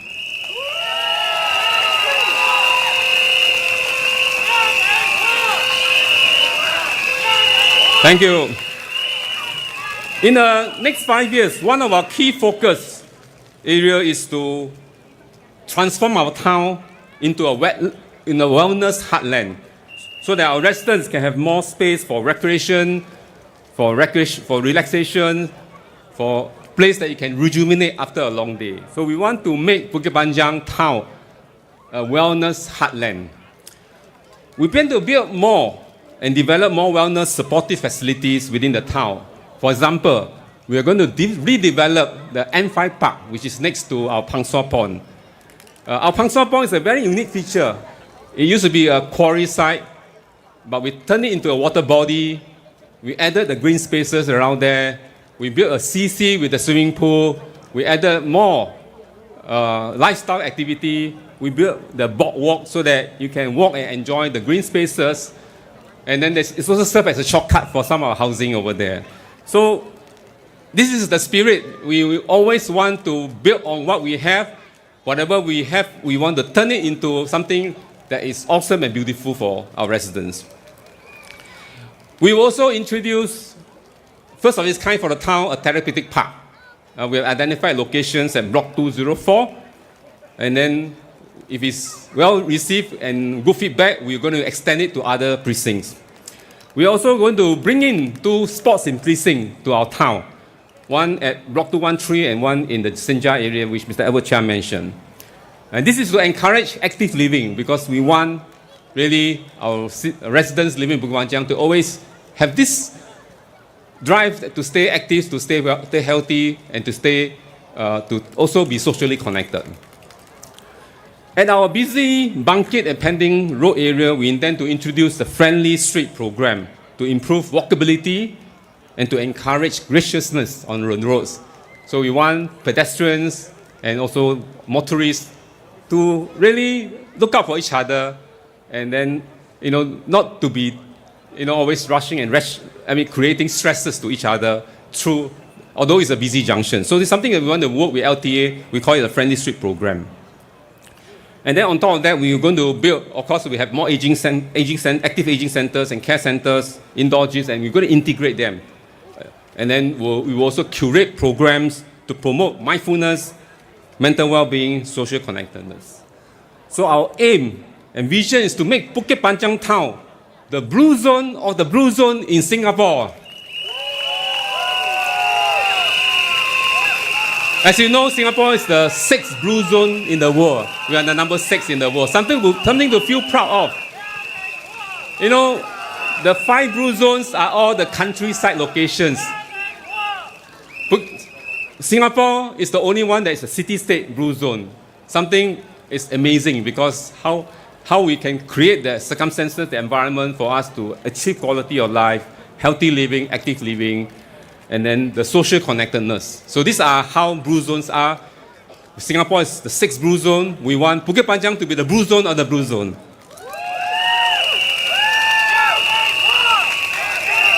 And this is a pioneering initiative. It's something new. So we hope to lead the way in Singapore to foster wellness-focused community and set new benchmark in town wellness development. We want Bukit Panjang to lead the way to be the wellness town of Singapore.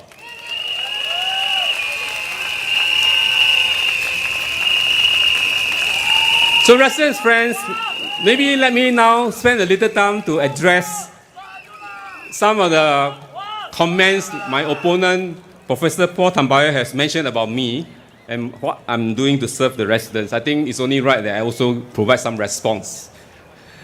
So firstly, I think he mentioned not too long ago, a couple of weeks ago, that he said Liang Yinghua has tremendous amount of resources. So I'm not sure to take that as a criticism or compliment, but he's not wrong. As an MP here for 20 years, I do have strong ability to secure resources for the benefit of Bukit Panjang residents. It's something that I keep building, something that I keep doing better over the years. I have a very good understanding how the government agency work. Where is that decision maker? How do we present a case to get approval? How do you put forward ideas and get the discussion going? So I have over the years I've built that capabilities and abilities to do that. And I had very good success rate so far. I think you look at Bukit Panjang, some of the projects that comes, it's all through lobbying, through presenting a strong case, and then getting the agencies to look at it. So it's not easy, but I'm glad I'm able to do it. I will share some examples later. Besides the lobbying and getting the agencies to support us in the development of Bukit Panjang, I also built solid relationship with community partners. We have a long list of them. You can see around the neighborhood. We have solid community partners. We have Fei Ye, we have New Life, we have Adventist, we have Zhonghua Medical, Zhonghua Ian, we have NKF, we have Tai Wah Kwan, Bo Tian Home, Cancer 365, the temples, the religious organizations, and also, most recently, NTUC Health also joined us to be one of the partners, they are running an active aging center here. So these are very important partners to have so that we can multiply and leverage on each other's resources to serve our residents better. And I'm glad they are all there, looking in different areas to take care of residents here, the young, the seniors, and so on. And we also want to work with the local businesses, like the coffee shops, the grocery shops here, to also work on some deals. For example, the $1 deals to help our residents here find better deals, able to find good deals to mitigate the cost of living. But all these do not come by chance. It requires continuous, sincere engagement with partners and stakeholders. You need to build relationship and trust, and then coming together to bring out the best outcome for our residents. So, not easy. I have tremendous resources, but it don't come overnight. I work on it to make it happen. So, this is my first response to Professor Paul Tambaya.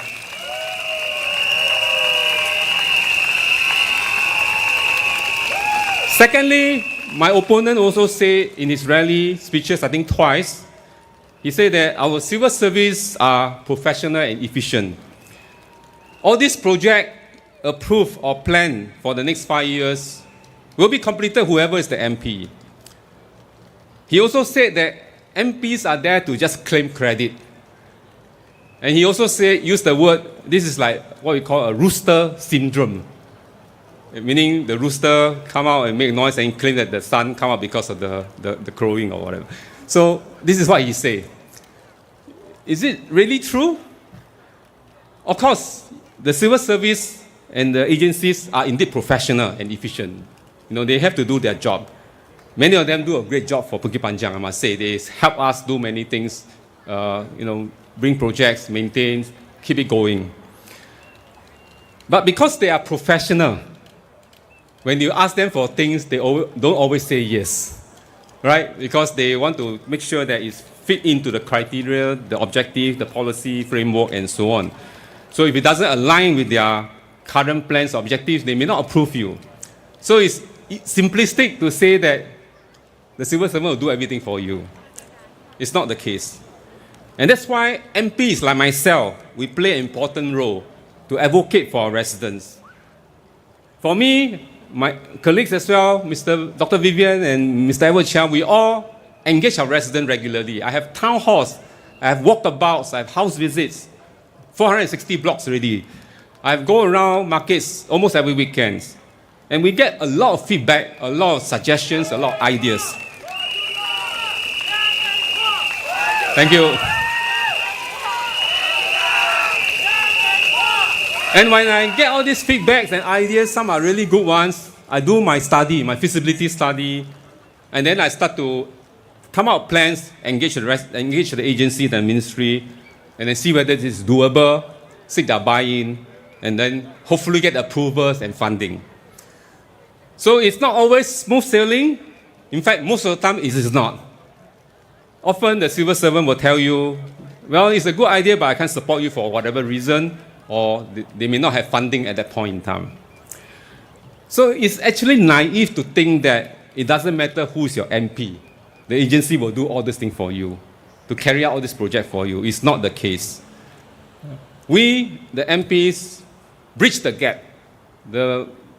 Of course, the government with the agencies have their plans, how they manage a country, how to govern. There's always a framework and policy. But the residents will have also what they want that can improve their lives. And that's where MPs like us come in to bridge the gap, understand the needs, the requirements, go to the agency, and get them to provide all these services. It may take some time, but we will keep doing it.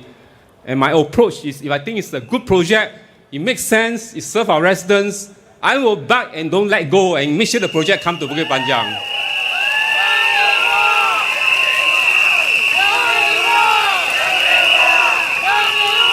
And sometimes you really face setback. You cannot go beyond certain level. And that's where I will seek the intervention of the ministers. I will go to see the minister and say, can you help me? Maybe review this. I will give you further justification and hope you can bring the project to Bukit Panjang. So this is how we do it. And it's not something that we just say it will happen. Let me do one example. Let me cite one example why this is how we work.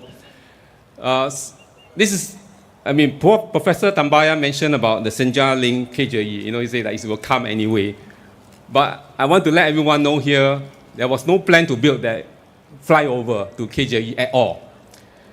And when I met residents in the town hall, they told me the roads are already, traffic are already picking up, start to get heavy at the two main points, which is one towards PKE and the other one towards Choa Chu Kang, Upper Bukit Timah. So morning you can see the heavy traffic building up. And then at that time there were BTOs being built around here, Senja, Sega area. So there were concerned that when all this population build up happens, you're going to have more jams in Bukit Panjang town. I agree with that. So I saw that as a problem, a challenge as well. And then I immediately went to engage LTA and say, we really need another outlet. 我们要多一个出路 so that we can get our vehicles, spread the vehicle flows and can get cars out of this town. It wasn't easy because the bridge, the overhead flyover wasn't in the original master plan. So of course the civil servant said, I can't do it because it's not in the master plan. I raised this with the transport minister then, and then seek his help for MOT to relook at this whole thing and see whether can that be in the master plan. I suppose the agency eventually see the merits of this. My arguments to say we need this to manage the traffic here because really the population is building up because of the BTOs. And so they agreed to go ahead. The Ministry of Finance supported the funding, $344 million to build the flyover. It's not cheap.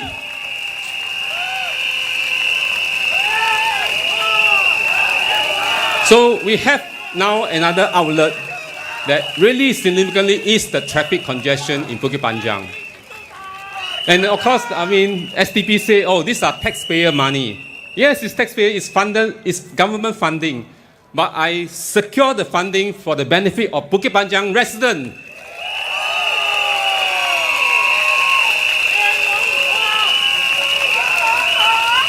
So it is not a case where an agency comes to you and say, I want to do this, and then you get it, the project is there. It's not the case. We have to build a case up, lobby, push, and justify. Let me cite another example, hawker centers. The government has stopped building hawker centers for over 20 over years after they complete the relocation of the resettlements of all the street hawkers. So in the 70s, 80s, there were a lot of street hawkers. And then we wanted to move them to a hygiene place, to build hawker centers, to relocate them there. So it went through, and then about in the 80s, I think, it was finally completed. So there were no new hawker center built since then.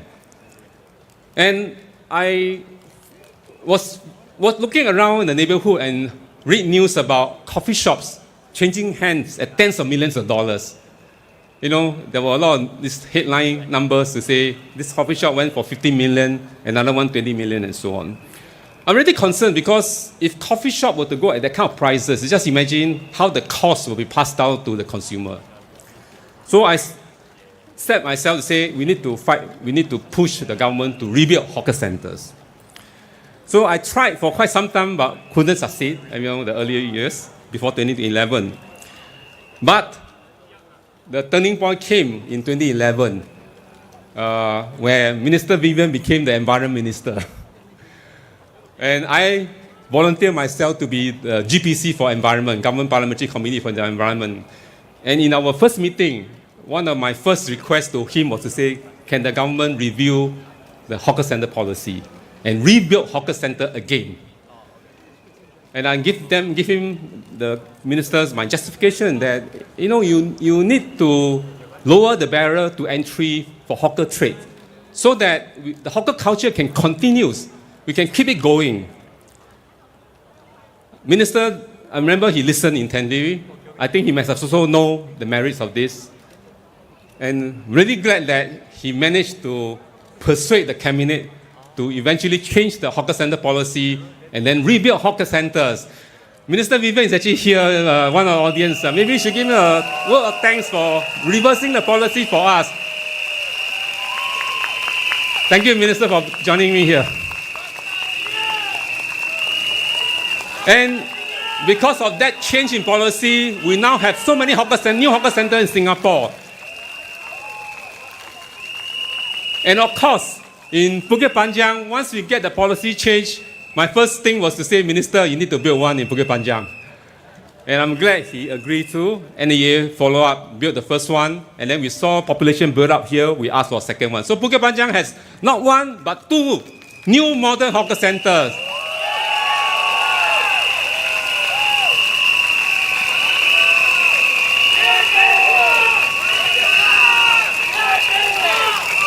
So, again, it's the case where if the MP don't push, the minister didn't also persuade the cabinet to change the policy, you won't have hawker center here. I can be quite sure it may be, we are still not having 2 hawker centers serving us here in Bukit Panjang.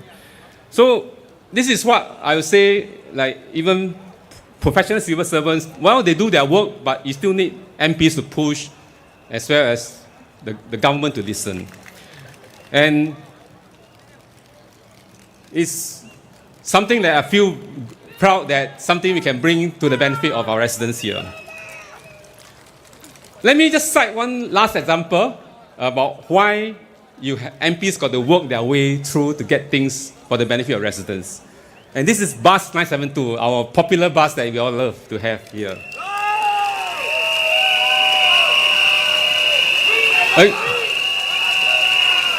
Thank you. I've always wanted to have a direct trunk service to service the northern part of Bukit Panjang. When I came to serve here, I know we are the bus services are inadequate. And we don't have a direct trunk service from the northern part of Bukit Panjang, the Senja, Fajar area. There's only a 190 that runs from Choa Chu Kang through Bukit Panjang and go to town. It's not enough. At that time, the 190 was really packed. The bus stop is like full of people, the one at Bangkit. So I worked with the bus planners in LTA and told them we really need more trunk service to take our residents directly to town. Trunk service meaning service that go to town. But the reply from LTA was that this kind of service, this trunk service is heavy in resource intensive. You need something like about 20-30 buses. You need to buy 20-30 buses, and you need something like 50 drivers, bus captains, to run a trunk service. I think now it's even more because we run even more frequency. The frequency is even shorter now. So he said it's a heavy resource needed to run this service. I know that the public transport operator, the companies will never be able to do it because this is a high cost item. So I raised this in Parliament. I say we need to help the public transport operator with the funding to buy buses. We need to help them with some funding, with some capital, to fund their capital expenditure, the capex.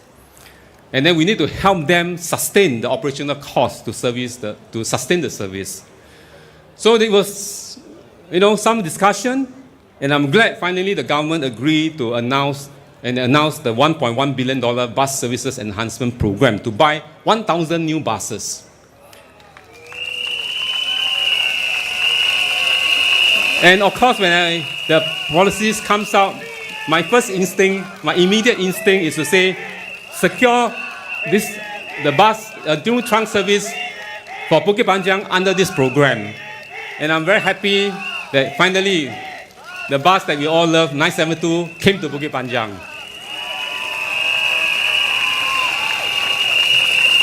So it's a case again of you have to justify the case, you push for it, and then I got it, and then I worked with LTA on the design, the plan of the bus route, so that it can serve as many residents as possible, and then to be very convenient to get us to town. So again, to respond to what Professor Tambaya said, again, this is certainly not the work of civil servant coming to me with a new bus service. In fact, they took away one bus service, bus 700 service, and had to fight tooth and nail for a replacement. And eventually, LTA agreed to introduce a bus 972M. I think Mr. Edward Chan mentioned we worked together. And the good, actually, it's a blessing in disguise because bus 972M turns out to be a better bus service than 700. Because not only is going downtown, it actually extends inroads into Bukit Panjang town and then improves the overall connectivity. So residents from Pithiel Road area can now take a bus 972M to Fajar, to Senja area, to the schools around here. There are 4 schools around the stretch here. There's also there's a hawker center, there's polyclinic, and so on. So it actually improves the intra-town connectivity. In addition to bringing our residents downtown, to downtowns, the 972M. So in most of my years of serving as an MP and in Bukit Panjang town, actually a major part of my effort is to work with the bureaucracy, to bring much needed project to Bukit Panjang. Many were not in the original plan. And I must say the civil servants do their work, and then they do listen to me, and then eventually if there's merit for the case, it's justifiable, they do support. So I do thank them for doing that as well. So again, it's not autopilot. It doesn't come to you on a silver platter as what SDP seem to suggest. So this characterization by Professor Tambaya as this being a rooster syndrome is just unjust and unfair kind of characterization.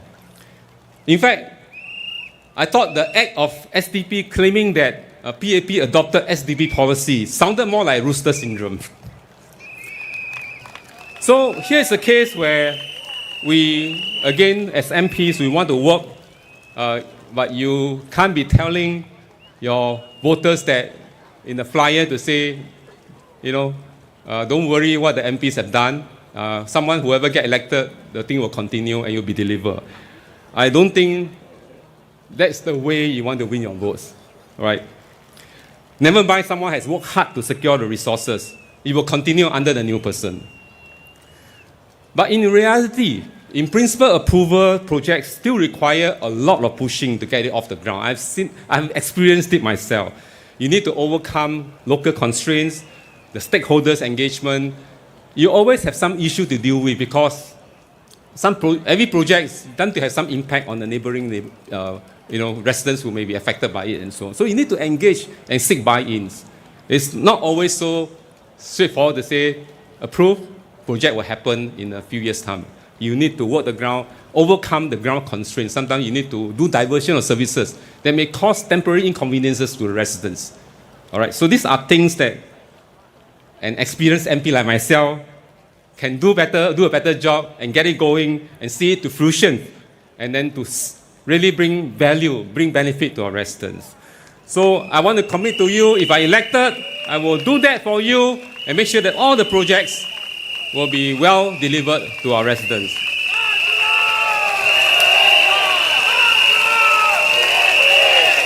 Thank you. Let me now talk about a third response, because there's also another comment by SDP in their rallies to say that MPs should not be property or estate managers. And I agree. We are not.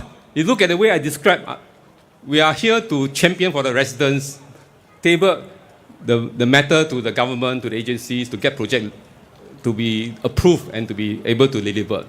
So we are not estate or property manager for sure. All right. But we have to also know that in Singapore, our parliamentary system is a one-tier system. We are single tier. We don't have like federal government and local government. So we, as MP, we serve two roles. First role, at the national level, we speak up for our constituents. We scrutinize and debate policies.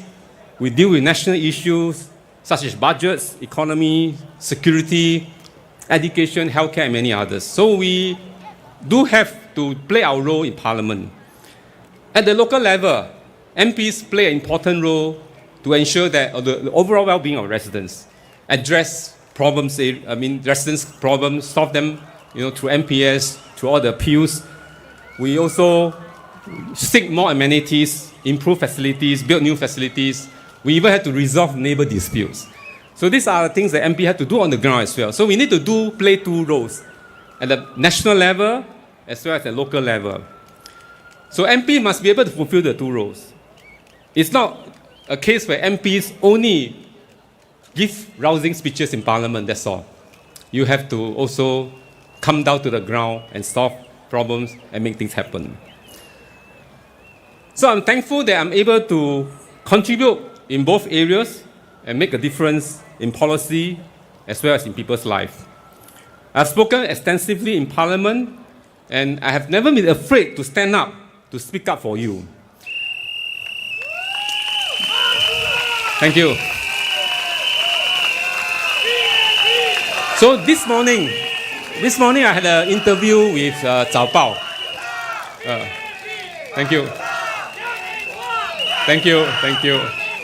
Thank you. So this morning I have an interview with Zhao Bao, and this journalist is a very experienced journalist who follow me very closely in Parliament. I didn't even know that. He said, I've been following your speeches in Parliament.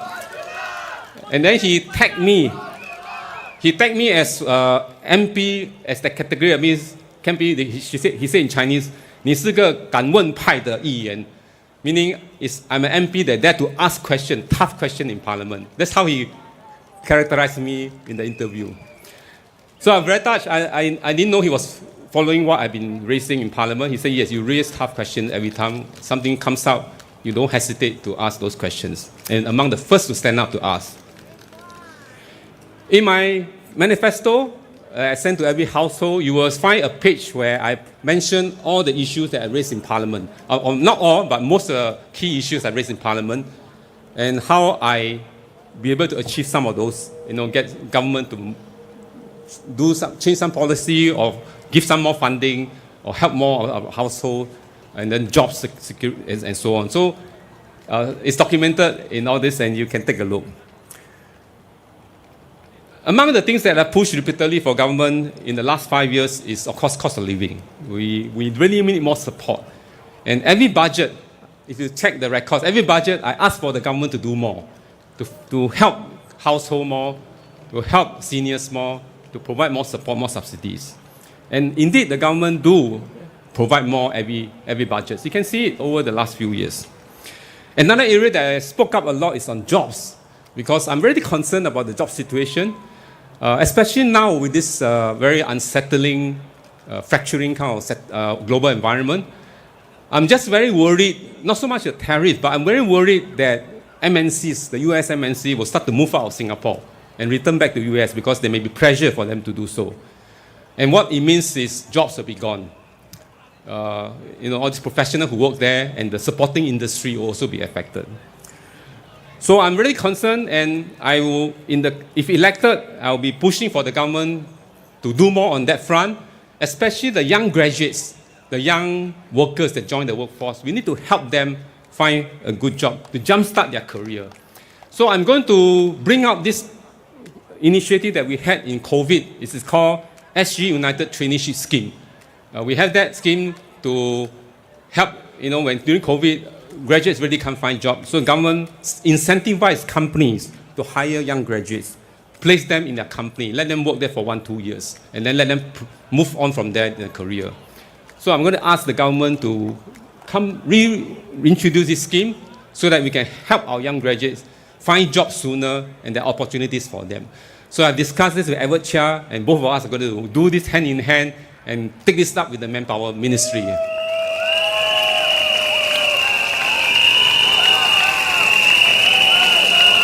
Thank you.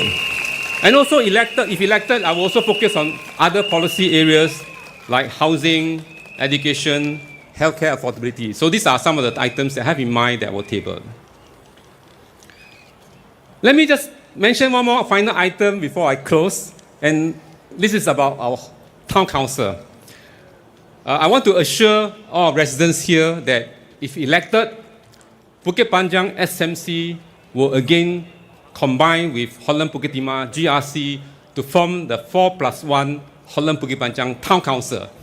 It's a very important combination. It's actually a strategic group. 4+1 give us the skill, give us the capabilities, the experience, the expertise to run a good town council in Bukit Panjang, Holland Bukit Panjang town. This will enable Bukit Panjang household to enjoy substantial economies of scale benefit, where we can bulk tenders our contracts, whether it's for maintenance, landscaping, M&E leaves, and so on. You know, these other contracts, if you are big enough, you put it into a contract, you tend to get better deal. You tend to get the scale benefits. And with the economies of scale that we have for 5 divisions coming together, we can achieve the best price value. And then we can also share the overheads with more households. If you are just a single constituency town council, you can imagine you have much lesser bargaining power, less scale benefit, and then you may have to share some of these overheads, more overheads with fewer households. So we want to continue with the 4+1 town council combination, and then to serve our residents well, and with all the experiences that we have.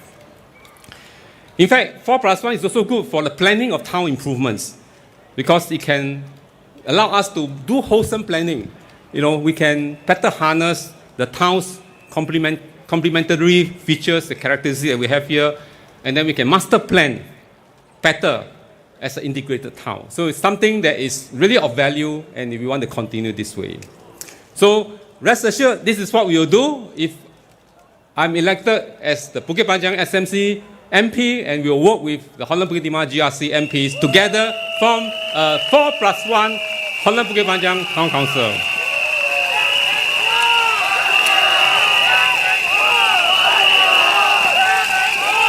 Thank you. So residents and friends, over the last 5 years, thank you. So over the last 5 years, I've worked for you on the ground. I've fought hard for you. I have given everything that I have for Bukit Panjang. Should you give me the opportunity to serve you again for the next 5 years, you can be assured that I will work even harder for you, because Bukit Panjang is part of me. This is where I belong.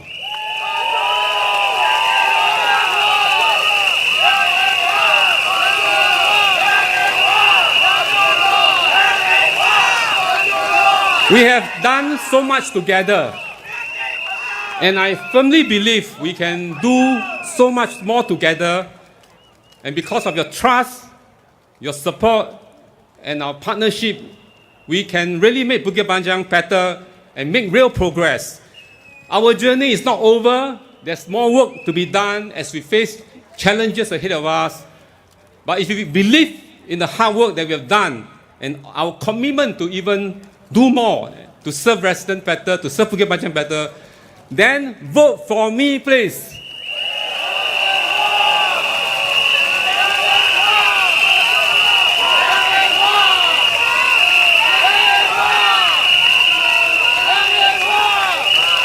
With your continued support, I'm confident that we can build an even better Bukit Panjang and a stronger, brighter, and a stable future for you, for our families, for Singapore. Let's keep going and make Singapore even stronger, Bukit Panjang even better, and better lives for all of us here. Thank you so much. I look forward to your support on 3rd of May that can serve you again in Bukit Panjang. Thank you, our residents and friends. Thank you very much. 谢谢大家 Terima kasih. Nandri, thank you, thank you. 亮 A 画 Thank you. 亮 A 画亮 A 画亮 A 画亮 A 画亮 A 画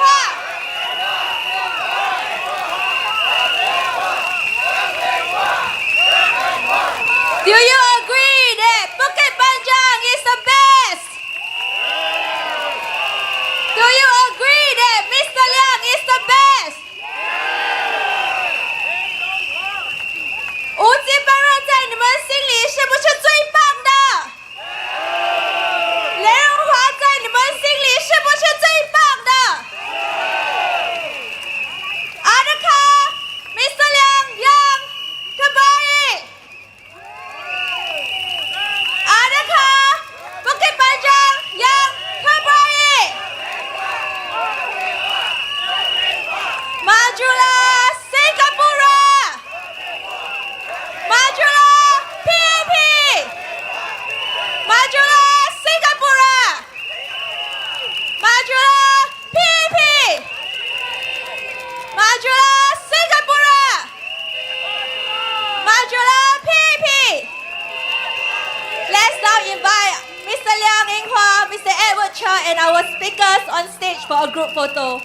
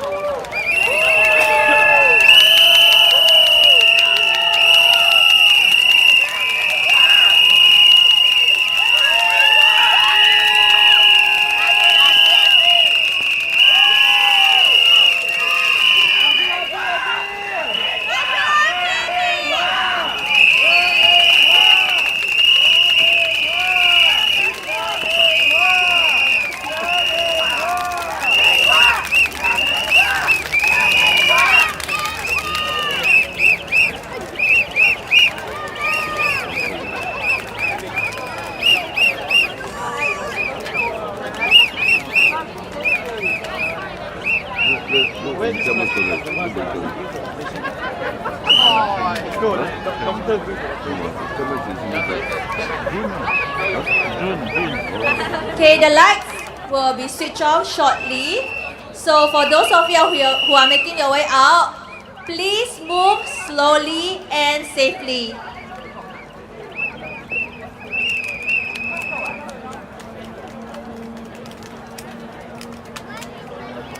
Thank you everyone for coming.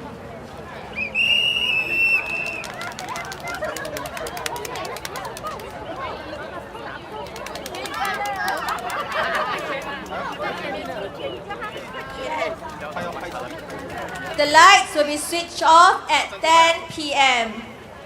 Please move slowly and make your way out safely to the hard court.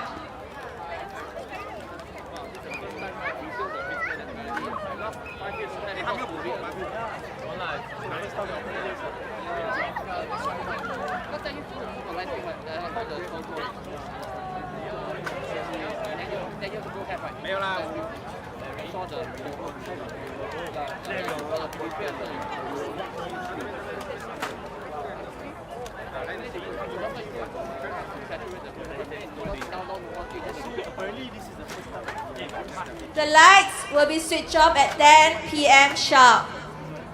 Please make your way out slowly and safely. Thank you.